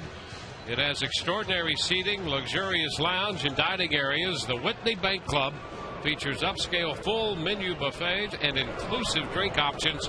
Call 888-FAN-RAYS or go to RaysBaseball.com to make your plans for a great evening at Tropicana Field in the Whitney Bank Club. Travis Hafner leads off, and the pitch is away. Davis gave up a solo homer in the first and a solo home run in the second inning, and has settled in a little bit the last 3 frames. He seemed to battle himself. He made quite a few pitches in the first 2 innings. There's a base hit off the bat of Hafner. That opens the 6th. Hit number 3 allowed by Wade. Number 26, Austin Kearns. Waldo Jimenez won again, knocking off the Cardinals 4-2. He is 15-1 for the Rockies. Incredible. 15-1. He's in a slump, though. His earned run average is 2.20. Yeah, it used to be 0.75. So, you know. Wow. 15-1. Austin Kearns.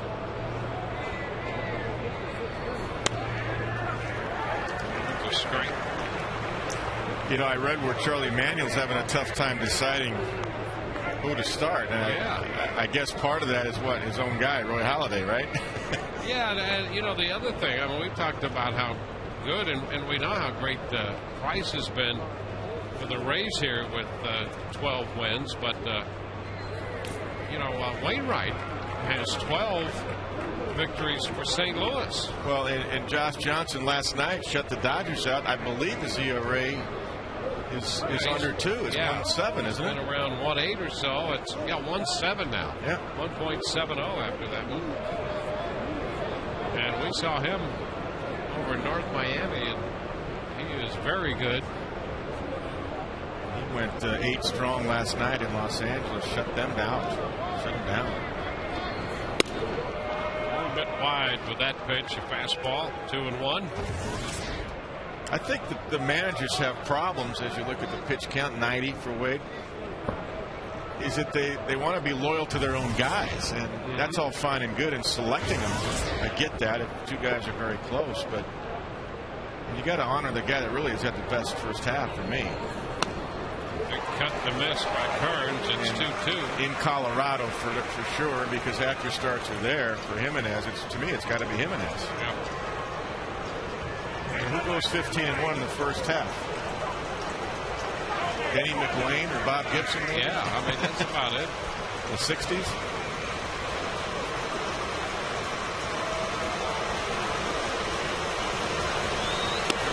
And that pitch just missed. Full count, 3-2. Well, that's kind of my concern with Joe Girardi. Is he going to, honor Andy Pettitte because that's his guy? And Andy's pitching tonight, so he's available for Tuesday. Or does David Price? See, to me, the most dominant first half in the American League has been David Price. Kearns hits a high fly ball into center. Not overly deep. Routine. That'll be the first out. Hafner heads back to first base. Number 2, Johnny Peralta.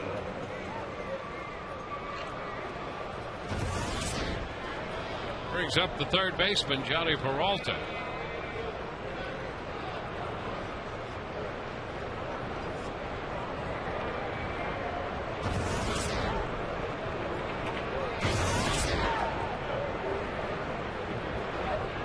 Peralta 0 for 2, and he was retired in the 4th on a good play by the Rays shortstop, Jason Barton. That's a strike. There's some good movement there. Bottom fell out of that pitch. Look at this. Nice. Good sink.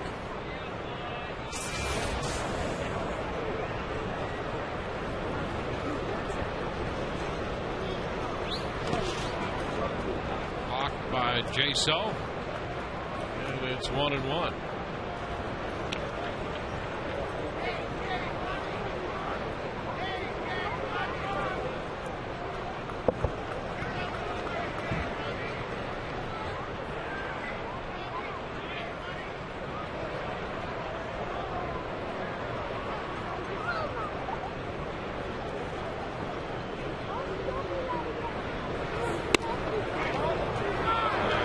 A bit wide. A fastball. That's a good pitch, though. That's where you want to live right there. That was at the knees and apparently on the outside, off the outside corner, but that's the height was excellent.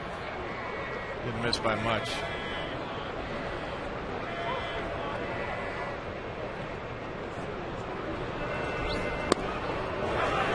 That's a strike. Breaking ball. On 2-1, and the count goes to 2-2. Well, his curveball to me has been pretty good tonight. That thing dropped right over the outside corner and down. So pretty good consistency with the curveball, and then he's usually backed it up with a slider. That's the pattern he showed so far. Let's see if he does that right here.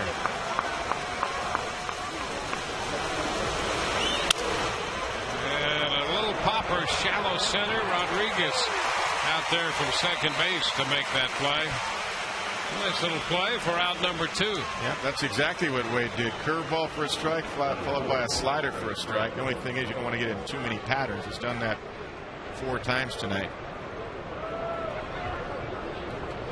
You know, you're talking about Denny McClain and Bob Gibson and winning 15 games, and it reminded me of that 68 season when Gibson had that 112 earned run average. You know, at one point that year, just a little checking, he was 3-5 at one point that year. I did not know that. That's with incredible. a 132 earned run average. I guess he wasn't getting much run support. I'll tell you. And he went on to win 22 games with a 112 earned run average. His ERA got better. He was 3-5 with a 132. And he finished with a 112. Well, he changed the game. He changed the mound from 15 inches after that season to 10. He was so dominant. Yeah, and I mean, the question was, how did he ever lose 9 games with a 112 ERA? He threw 13 shutouts that year. 300 innings. You know, they used to talk about the Dodgers not scoring runs for their guys like Koufax and Drysdale. That's incredible. 13 shutouts. Yep. Of his 22 wins. Yeah, he made 34 starts. He had 28 complete games. And a high popper down the left side. Longoria after this one. Oh, he got it down in the bullpen. Wow. Evan Longoria with his back to the infield. Boy, Crawford's made so many great catches down toward that bullpen, and he was standing aside, letting Longoria turn in an outstanding grab this time to retire the side. Rays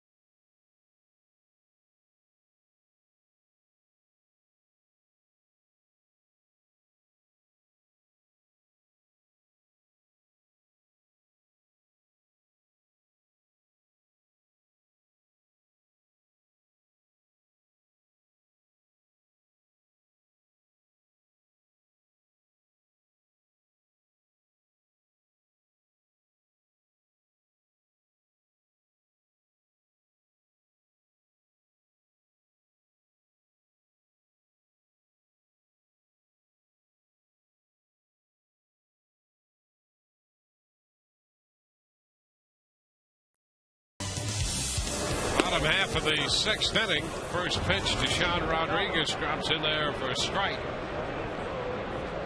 Rodriguez, Joyce, and Upton. It's down and it's 1-1.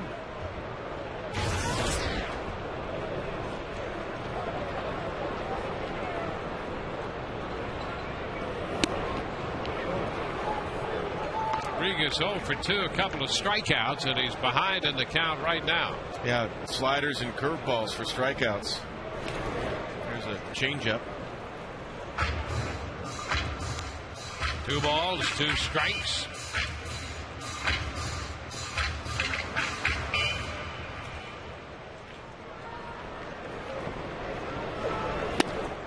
And that one got him breaking down and away. Out number 1. Let's listen in to Tom Foley here in his recent conversation with Matt Joyce. On it.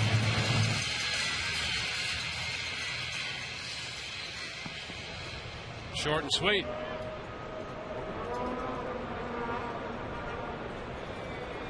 We've got more to that. Matt Joyce swings and misses. Let's do it again. Hey! Let him get it up and pound on it. That's what he did. Went back into center field for a double. His second double since coming up from Durham. 1 ball, 1 strike. Well, with the sinker ball pitcher, it's almost like with Wakefield last night. If it starts down low, it's going to drop out of the zone. So you got to let it go.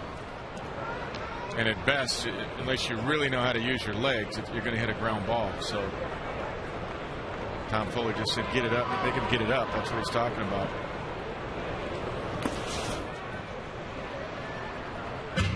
A 2-2 count. 6 strikeouts for Westbrook. The Rays have 5 runs, 8 hits off him.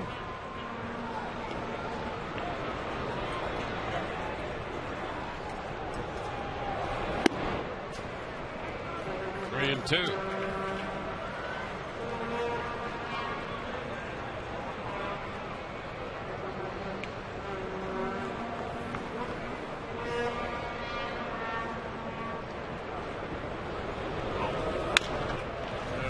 Bouncer to the right side, handled by Nix. 2 up and 2 down. Baseball's biggest stars go head to head for one spectacular night in the summer's biggest event, as Fox brings you every thrilling moment of the 2010 MLB All-Star Game. Coverage begins Tuesday live from Anaheim at 8 p.m. Eastern, only on Fox. Earl Crawford will be starting in that game, along with Evan Longoria, and a chance that David Price could start that game as well. We'll have to wait and see. 1-0 the count to Upton.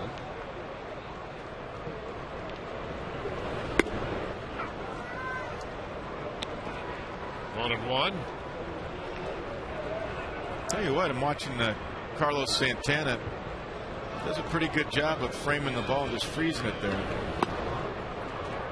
A ball, 2 strikes. Not surprised, because Sandy Alomar Jr. was not a guy that used to really jerk the ball in like you saw with Boston catchers last night in this last series.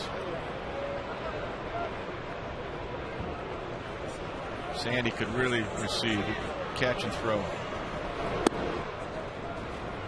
2-2.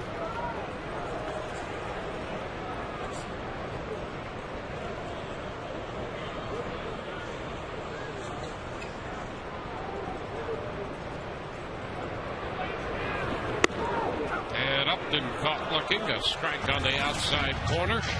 So he's out of there. 1, 2, 3 go the Rays. On to the 7th, 5-2 Tampa Bay.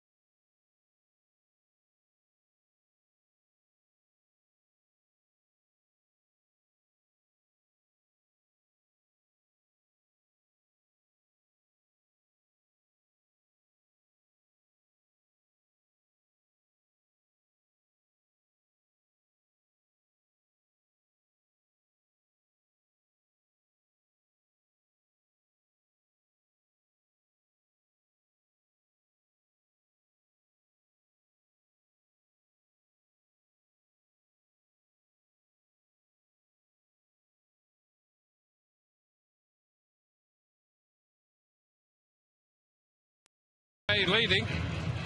And it's time for our Cabot Woodstein Legend Day performer. In this case, perhaps performers. Jeff Neiman has had a great first half for the Rays, and so is David Price. And together, the Rays are 25-9 in games Neiman and Price have started. That's second best behind Pettit and Hughes in the American League. Well, they have been the most consistent starting pitchers for the Rays from day one and all the way through the All-Star break, and you hope that continues in the second half, and no reason to think it won't.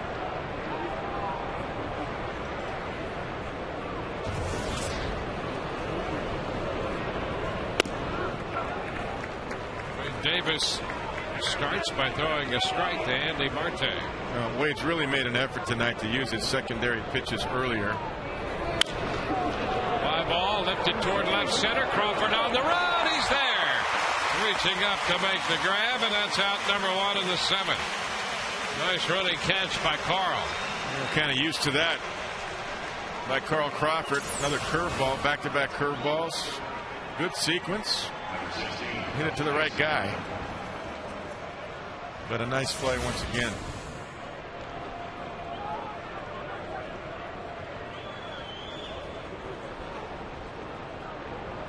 Jason Donald.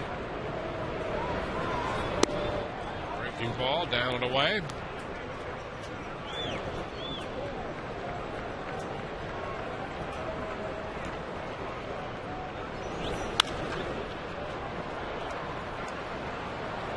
One ball, one strike.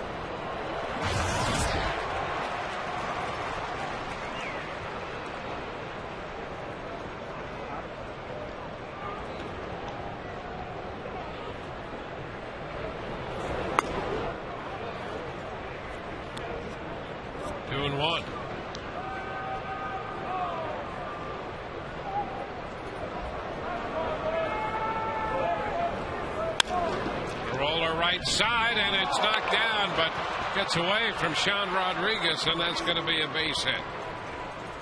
Second time Donald has reached, and that's his first hit tonight. One out single, and Lance Cormier is busy in the Rays bullpen now. Wade's got his pitch count up at 107 now, but much better, as you see, after the first 2 innings. His highest total there is 13 in an inning, so he's been very good.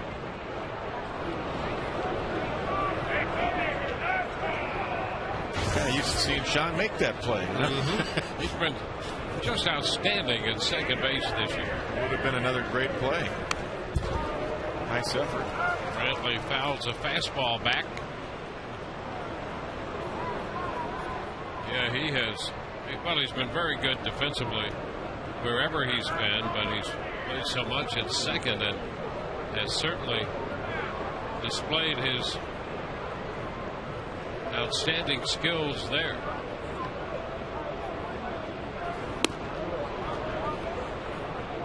One and one.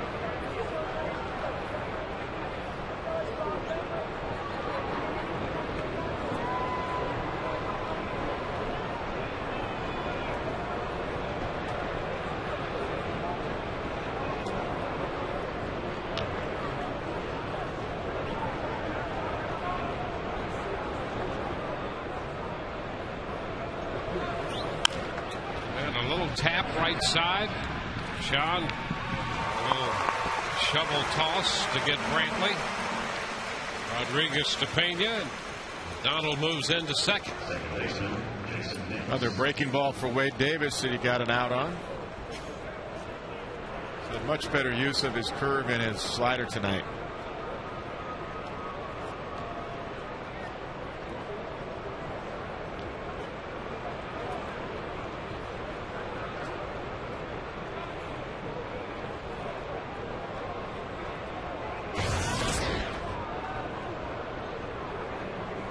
Jason Nix. The pitch is a strike. Starts him with a curveball. Yep, another good overhand curve.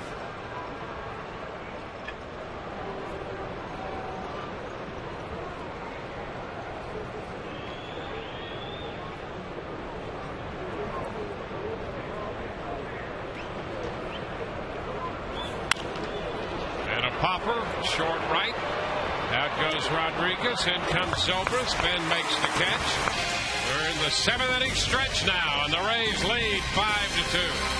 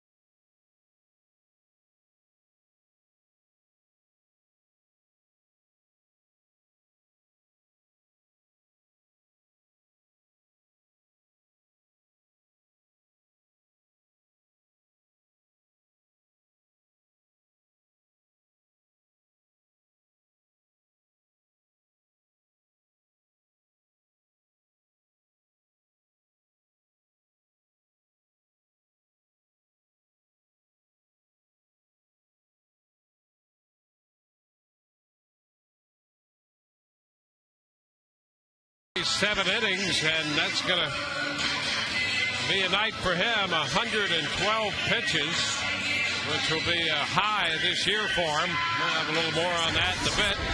To remind you, for a limited time, you can take advantage of the Autoway buy 3 get 1 free tire special at all Autoway dealerships. Go to AutowayServiceCenters.com for locations and to schedule your appointment. Wade did have a game last year in which he made 124 pitches and 112 in this one. And as we go to the Rays half of the 7th inning, Rafael Perez will be the new pitcher for Cleveland.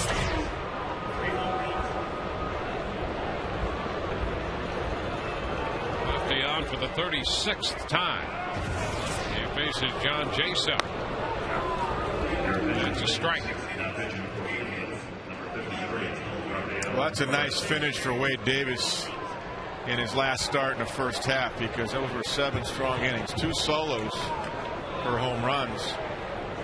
But other than that, much better use of the off-speed stuff. Jaso right back to the middle against the left-hander, and a base hit into center. John Jaso has his first hit tonight. Well, you got to be ducking on that. That was a rocket right back through the middle on a hanging breaking ball. Look out. And for the Rays, their 9th hit.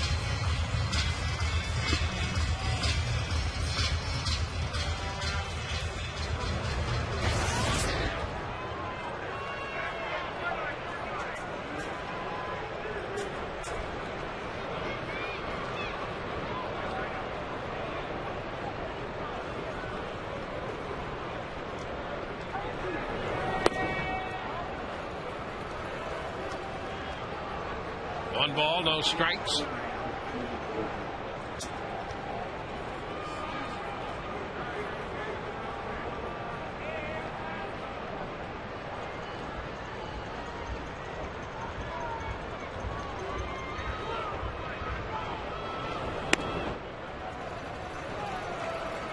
Two and 0 to count to Jason Bartlett.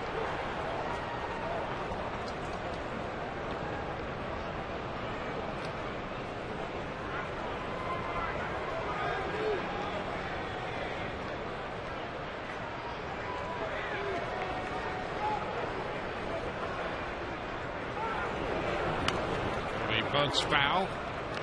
It's 2-1.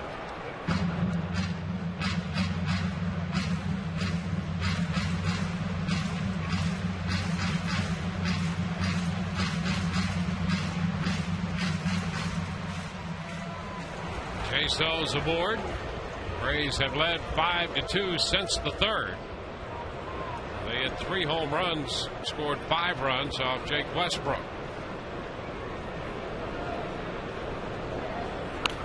And a bunt attempt by Bartlett is fouled again, and it's a 2-2 count.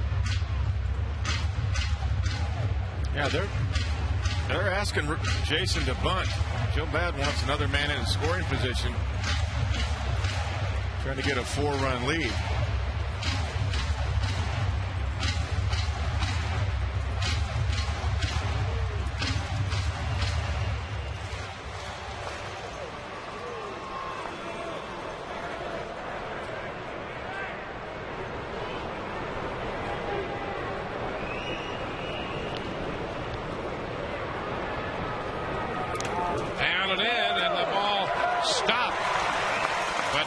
Second base goes Jaso. That pitch blocked by Santana. And Jaso continues to be perhaps the best on the club at a move up on a pitch like this. He was gone. As soon as it hits the dirt, he's taken off. As soon as it hits the dirt, he's gone. So it's a wild pitch and a move up here by Jaso into scoring position.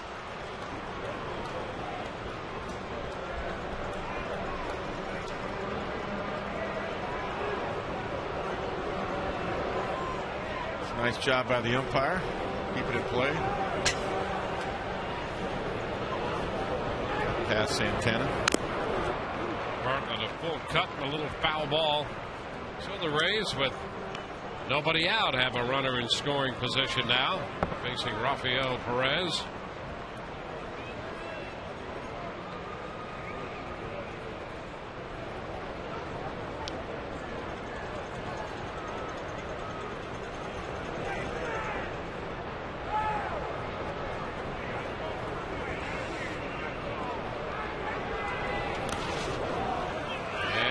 Ball 4 now. Jason's going to try to move up on this one, and he gets in. How about Jason? Ball 4 in the dirt, and Jason goes to third ahead of that throw. Another wild pitch.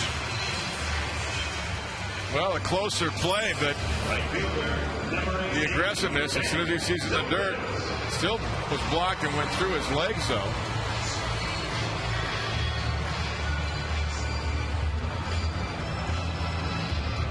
And that's a good call. No tag. Great camera work right there. There's no tag.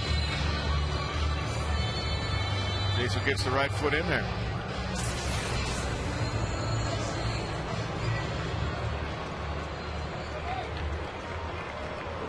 So it's first and third now for the top of the order with nobody out. So 9 pitches into the inning. Perez has been charged with 2 wild pitches, a single and a walk.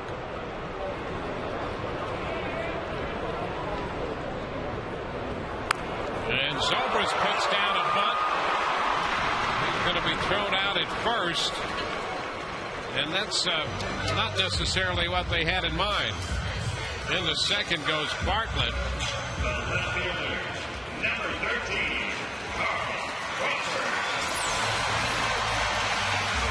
That's a tough guy to bunt on right there. You see Benny didn't get down and use his legs to get through that ball. That's a tough guy to bunt on when he's all over the place and with nobody out.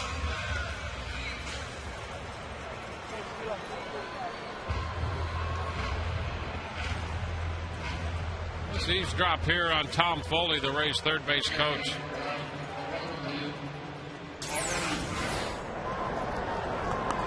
No.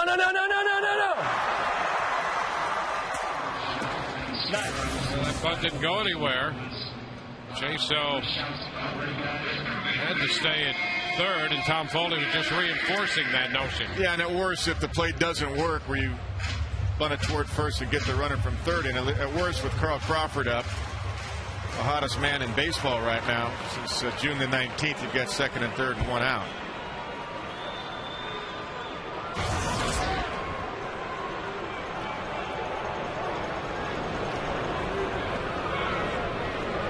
Infield close. The a swing and a miss. Strike one. I got to tell you, though, with nobody out and you got the pitcher on the ropes and you got Ben Zobrist stuff, right-handed or not, I don't really care. I mean, I thought maybe let him swing the bat and really try to open up this game rather than playing for one run. Now Carl has to get the ball in the air, even though Carl's the hottest man out there. 1-1. But Ben didn't bunt a good pitch either, because that play is designed where you bunt a strike. You bunt something you can handle. It's not a squeeze. And he just didn't. He got a tough pitch to try to bunt. I think Ben kind of wanted to swing the bat too. I bet you with that look right there. But hey, Joe Madden calls that play, and it's worked. I've only seen it not work once, and that was the other night with Kevin Youkilis. Yeah, Youkilis really came charging, and you know, and we think the guy was really safe anyway. He was. He slid right through the legs of Kevin Cash, the catcher. 1-2 the count to Carl. Wasn't that Jason Bartlett on third that night? I think it was, yeah.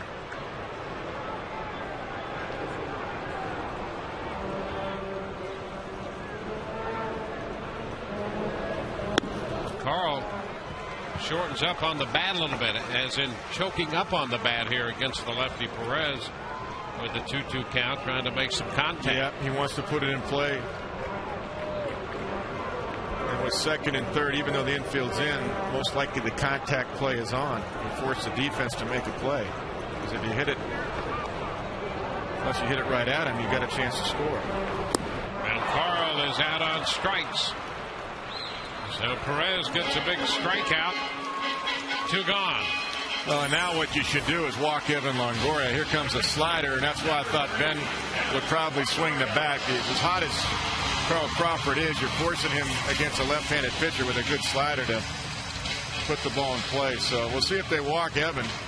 They should, because you got left, right, left, and you force Carlos Pena to the plate. And that's exactly what they're going to do. That's why I thought let Ben Zobrist try to drive the run in with nobody out by swinging it.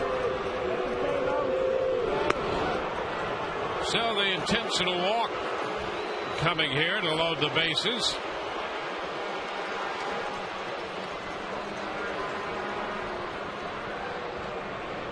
A 3-run game since the third. The Rays with an opportunity for another run in the fourth, but left a man on, and they've had an opportunity here in the seventh. Have yet to score.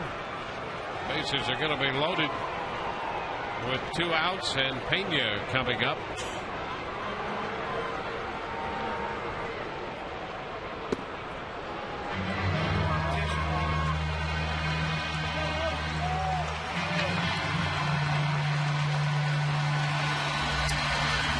You know, and Carl's splits against lefties really are pretty dramatic, too. Yeah. And we'll take a look at Carlos Pena. 179 against lefties.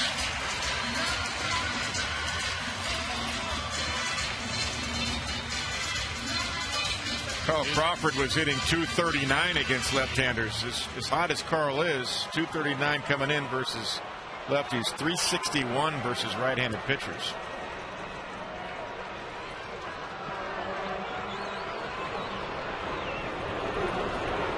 Now Pena, Carlos takes it down. 1 ball, no strikes.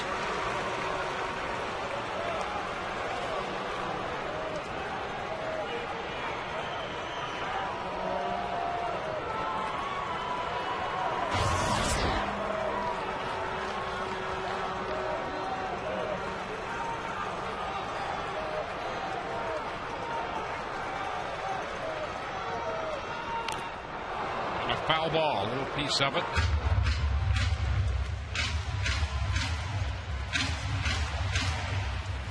Tough slider right there. I'm sure John Jaso will be ready for a slider in the dirt that skips away from Carlos Santana.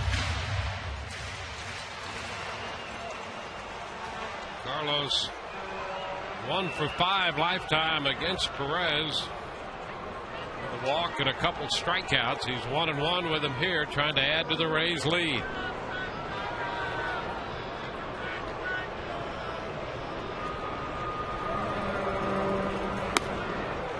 It's upstairs. 2-1. Lance Cormier has been up and down a couple times in the Rays bullpen, with Wade Davis giving the Rays 7 innings tonight. And Lance has stopped throwing again.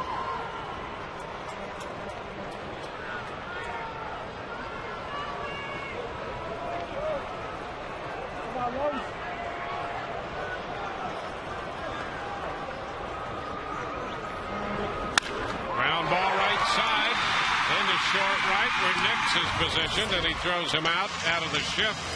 Rays leave him loaded. We're through 7, 5-2 Tampa Bay.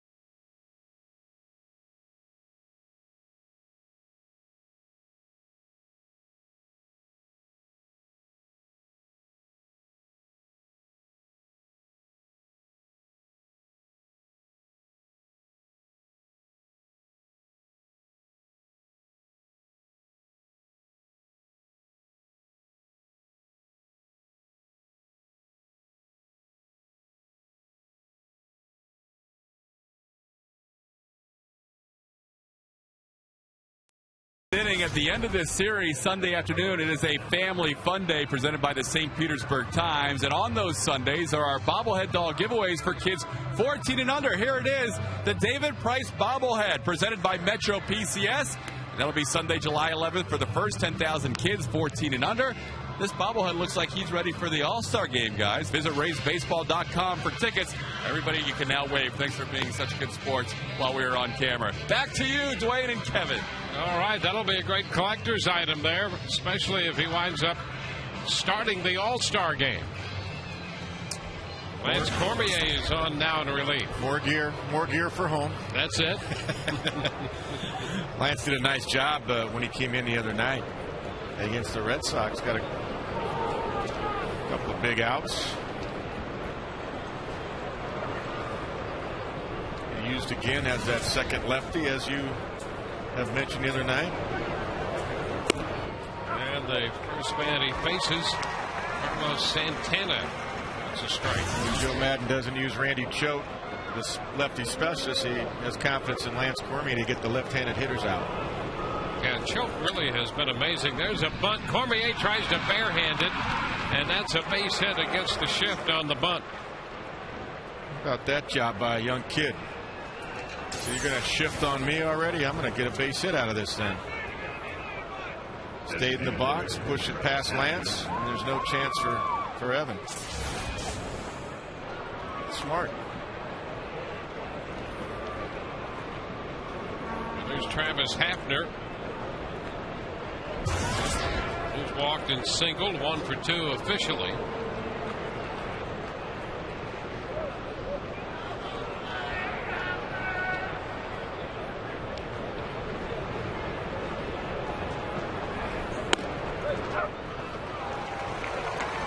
Strike 1.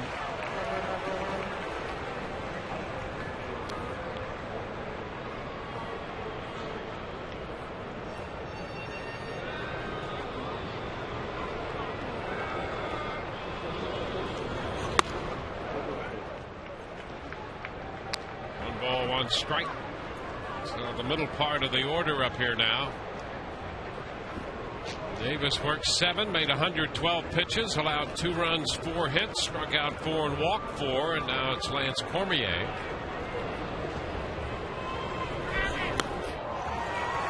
One and 2.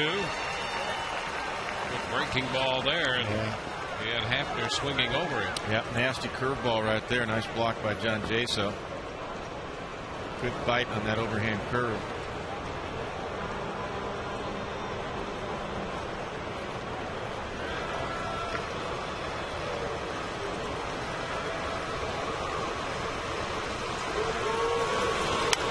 Ground ball to first, foul. Up the right side. Dan Wheeler has been throwing in the bullpen. You got Austin Kearns, a right-hander, on deck, who's a pretty good fastball hitter, and you got Johnny Peralta to follow. Trevor Crow's a switch hitter. And Marte and McDonald, of course, right-handers.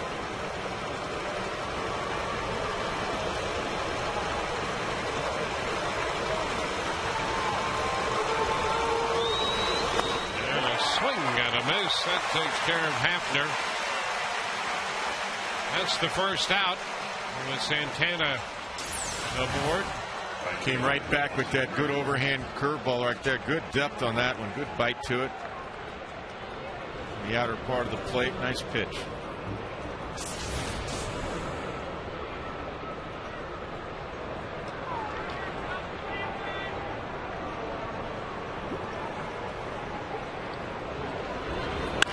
The ground ball headed up the middle and a base hit into center. And to second goes Santana.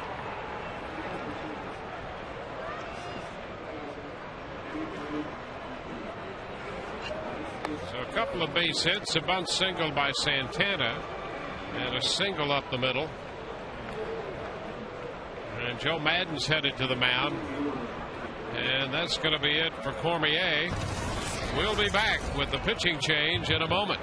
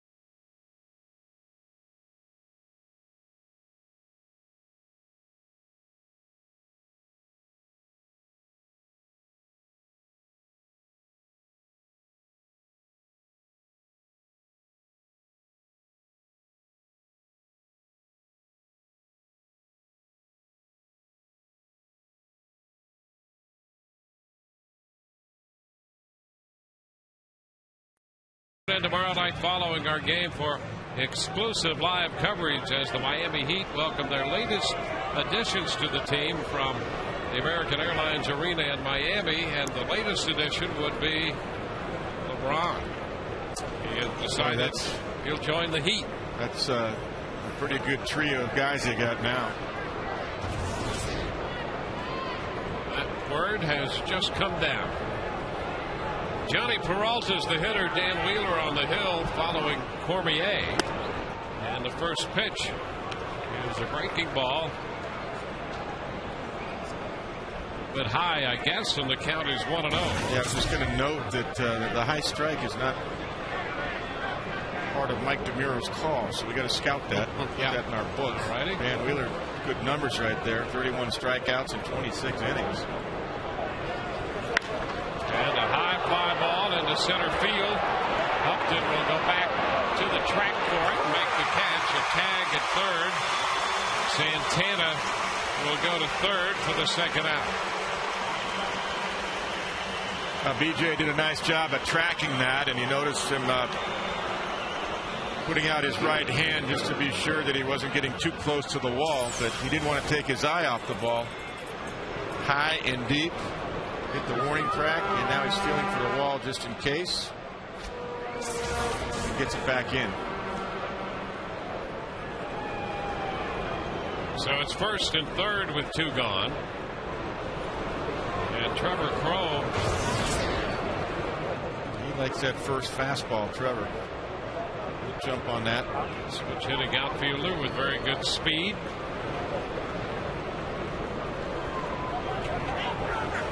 And a ground ball to second. The toss from Rodriguez to Pena. That takes care of Cleveland. We go to the bottom of the 8th. 5-2 Tampa Bay.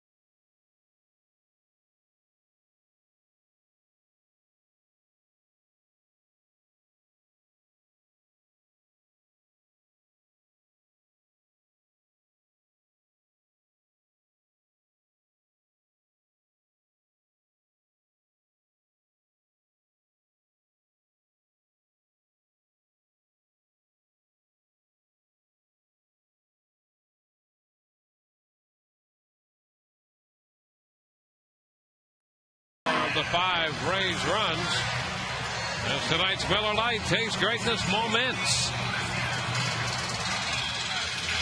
Kerry Wood, the new pitcher for Cleveland. Kerry's been in 21 games, 6.27 with the ERA, only 18 and 2/3 innings. 2-to-1 strikeout to walk ratio. Sean Rodriguez leads it off and swings and misses at the opening pitch. That's a strike.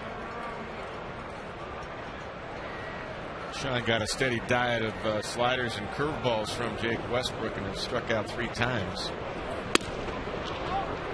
He checked on that one. Fastball from Kerry Wood. 1-1.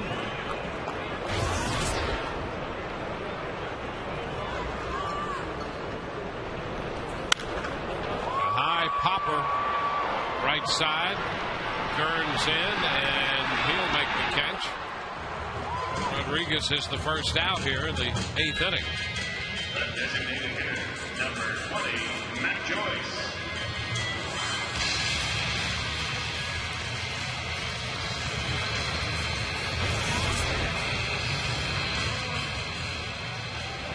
Now Matt Joyce. Joyce doubled to lead off the 4th inning, but was stranded.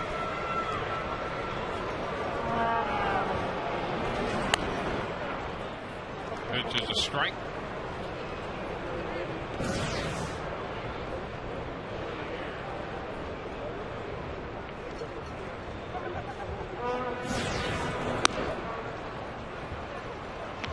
1-1 the count.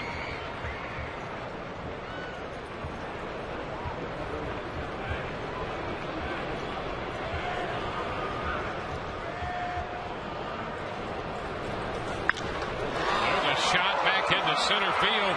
Brantley on the move, though, and he makes the catch. It'll be out number 2. Join us and Miller High Life this summer. Help give returning vets a piece of the high life.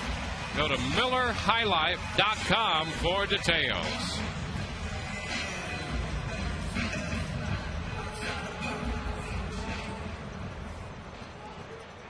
Here's B.J. Upton.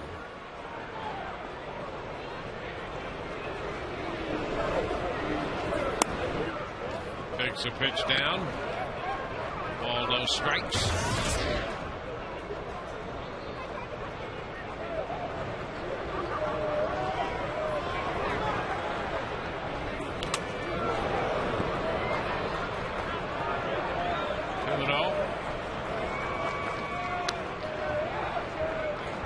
First game of this 4-game series. Rays and the Indians. Match up tomorrow. James Shields against Fausto Carmona.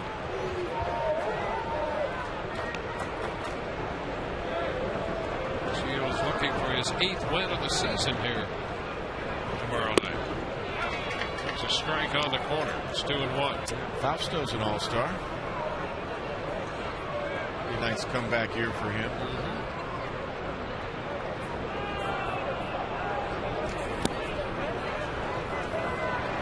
3-1 count.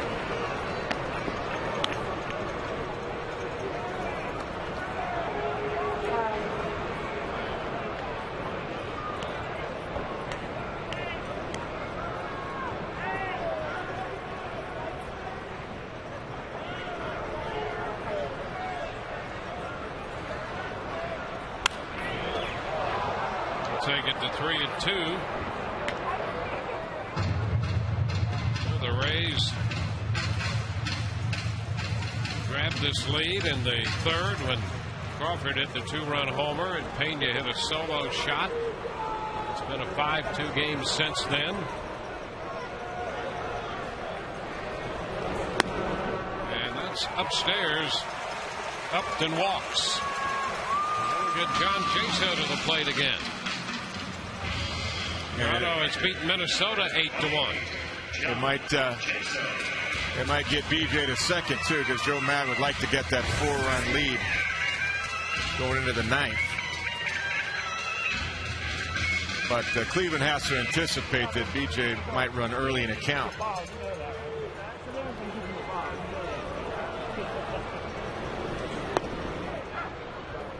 That's a strike to Jaso. And that Toronto win over the Twins 8-1. Blue Jays hit 5 home runs in that game. Bautista hit his 23rd. Wow. What's new?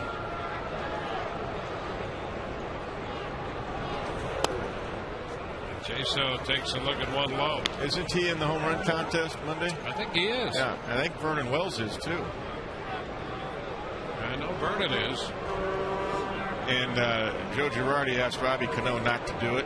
Said he's got some back issues, and Robbie Cano didn't know about his back issues apparently. Is Jaso finally got out of play? I think Joe doesn't want anything to go different with his swing. Yeah, exactly.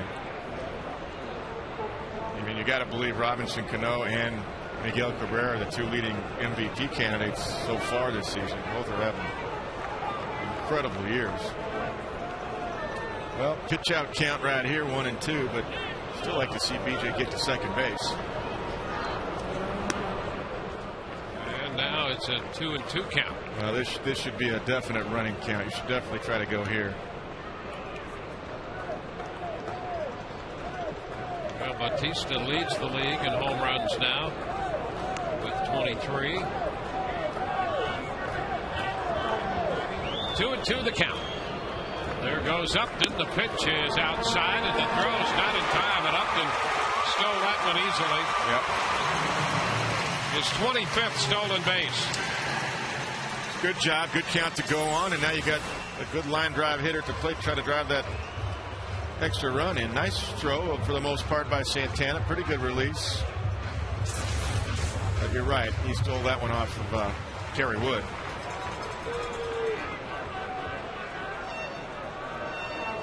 So the 2-out walk and the steal, and the Rays have an opportunity to pick up a run if Jaso can come through here. A full count to him.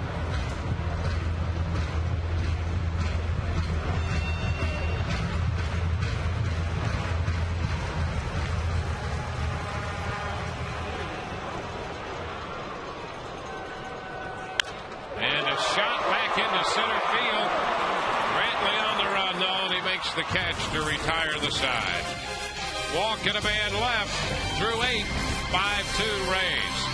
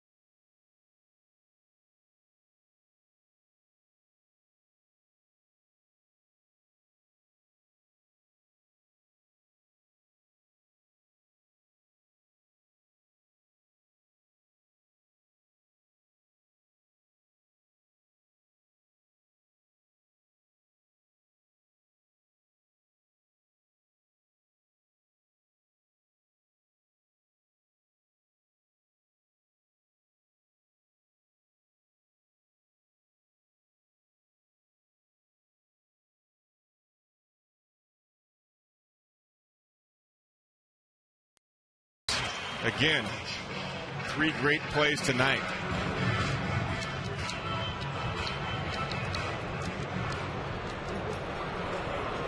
Well, we go to the 9th inning.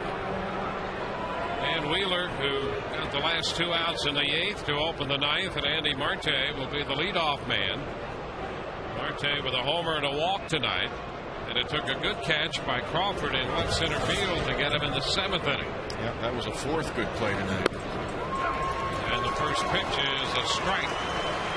The outside part of the plate, strike 1. Wade Davis worked 7 innings of 2-run baseball. Cormier for a 3rd. Now Wheeler. And that's a strike on the inner part. 0-2.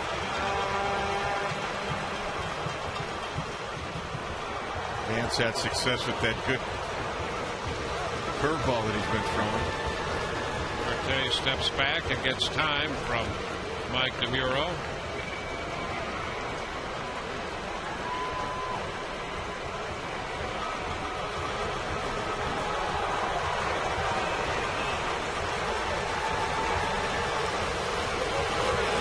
And a breaking ball, and it's popped into shallow left center.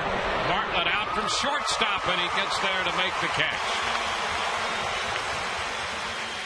Well, that'll be the first out of the 9th inning. Let's check in with Todd. Wayne, last chance to vote before the post-game show on our Ottaway text poll question of the evening, and we ask you, who do you think is the Rays' first half MVP? David Price, TB1, Jeff Neiman, TB2, Rafael Soriano, TB3. Carl Crawford may have gotten a few more votes as the game progressed, TB4. Evan Longoria, TB5. Text your vote to 789-789. Standard message and data rate supply. We'll have the results for you after the game, guys. Well, Well, here's Jason Donald. The pitch is a strike. Donald has walked and singled. Officially 1 for 2. They got him on a fly ball to right field in the 4th.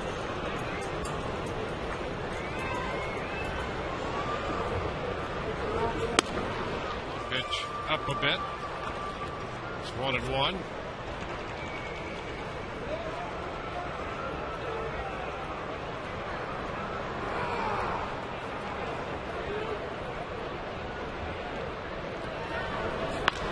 And a line drive base hit into center field. Upton up with this one, and Donald sends a fastball into center with a 1-out single. He's on for the 3rd time in this game. So 1 on, 1 out, and Michael Brantley will bat. He hit the home run in the 1st inning. Since then, a couple ground balls and a called 3rd strike in the 5th. Rays infield would like to get a ground ball here and end it. And it's a first pitch strike. And you could almost play behind Donald, even though he can run a little bit with a 3-run lead. And Brantley being a pull hitter, and Dan having that good sink on his ball, and now he is playing behind. There you go. Carlos Pena. Get a little bit more range in case that ball's pulled through that hole. And a nice stop by Jaso. It's 1-1.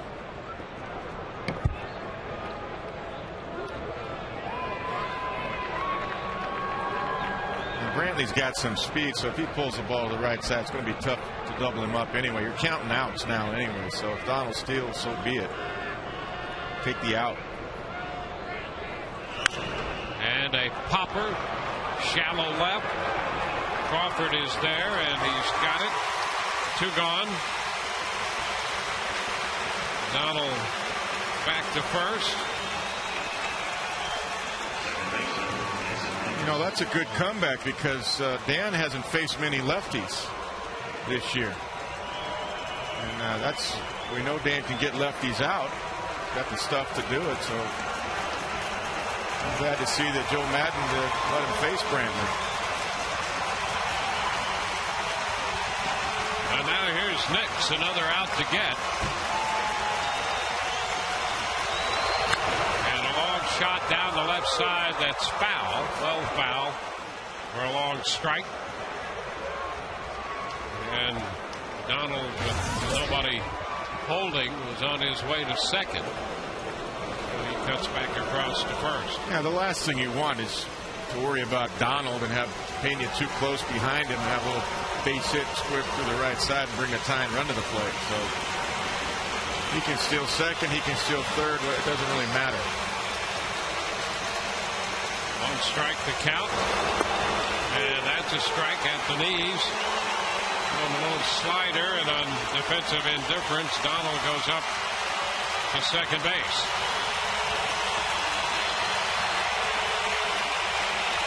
Well, the Rays trying to close this one out. Donald at second, 2 gone, 0-2 the count.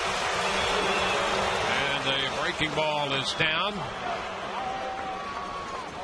1 ball, 2 strikes. A good 0-2 effort there, though, and a nice block by Jason, anticipating that with the count in your favor, that's what you want to do. You want to drop one on the plate. Get him to chase if you can.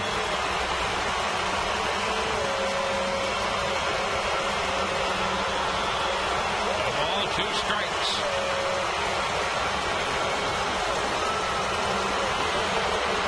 And he takes another one down. Not offering at the breaking ball, and it's 2-2.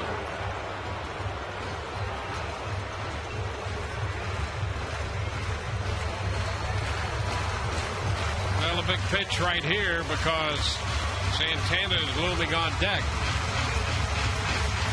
Yep, and he is dangerous. That kid's a hitter. 2 balls, 2 strikes. Down a bit. And so we go 3-2 here to Nix.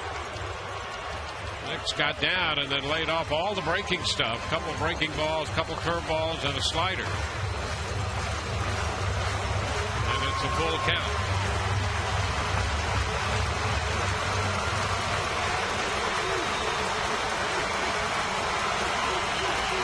And the 3-2 is strike three call. This game is over. He got him with a fastball on the outside corner, and the Rays win this one. It's a 5-2 final.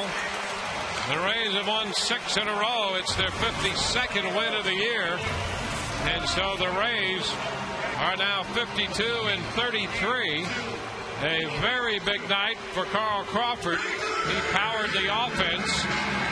Wade Davis gave the Rays 7 innings. Cormier and Wheeler finished it. Davis will get the win, his 6th of the year. And right now the standings find the Rays a game and a half back of New York, with the Yankees playing on the West Coast tonight. Boston 4.5 back. And the totals for the Rays 5-9-0 with 6 left. For the Indians 2-7-0 with 9 men left. Todd Callis standing by on the field right now with Carl Crawford. Dwayne, thanks a lot. Carl, quite a run. We just had you a couple of nights ago, but I don't think I've ever seen 2 home runs like that from you. That was pretty special tonight, huh? Yeah, I don't know where they came from, but, we needed both of them to win, and I'll take it, Was that the second one? The first one was 438, which is a bomb. Second one was 445. Do you think that's the longest home run you've ever hit? It's got to be. I don't remember hitting one that long, so, like I said, I don't know where it came from, but, I was able to get hold to it pretty good. Yeah, we're seeing some of these shots here. The first one landed 3 rows from the edge of the. Here's the longest one. That goes over the section. Yeah. Maybe they have the wrong guys in the home run derby for the All-Star game. I don't want to be in it. That's for sure. Hey, the way things are going for you, I know you want to talk about the team, but the way things are going for you now. Last year you won the MVP with your glove. Maybe this year you win it with the stick, huh? Oh, who knows? I just hope I do well, and I'm just gonna try to play hard and hope something good happens. What about the way the team's rolling right now? It seems like you had a couple chances to really break things open, but those early runs, especially after Wade gave up that solo shot in the first, you guys came right back. We just wanted to keep battling the whole game. It was early when he gave up those runs, so we have to play the whole game, and it's just the mindset we have. We keep playing hard till the game's over. Was it important tonight because you just swept Boston to keep that same focus against a team like Cleveland? Yeah, we want to keep the same focus up, keep the intensity up, because we're still behind. So we're still chasing the Yankees, and we want to keep pushing for the top spot. All right, CC, nice job tonight. Thanks. Carl Crawford with 2 long home runs. He said that might have been the longest he's ever hit. Guys, back to you. Yeah, and the Rays are playing some fun baseball. Crawford now the only player in the majors with at least 100 hits, 10 homers, 60 runs, 40 runs batted in, and 5 steals. He's the one and only in that category combined as the Rays win this one 5-2. We'll wrap it in a moment.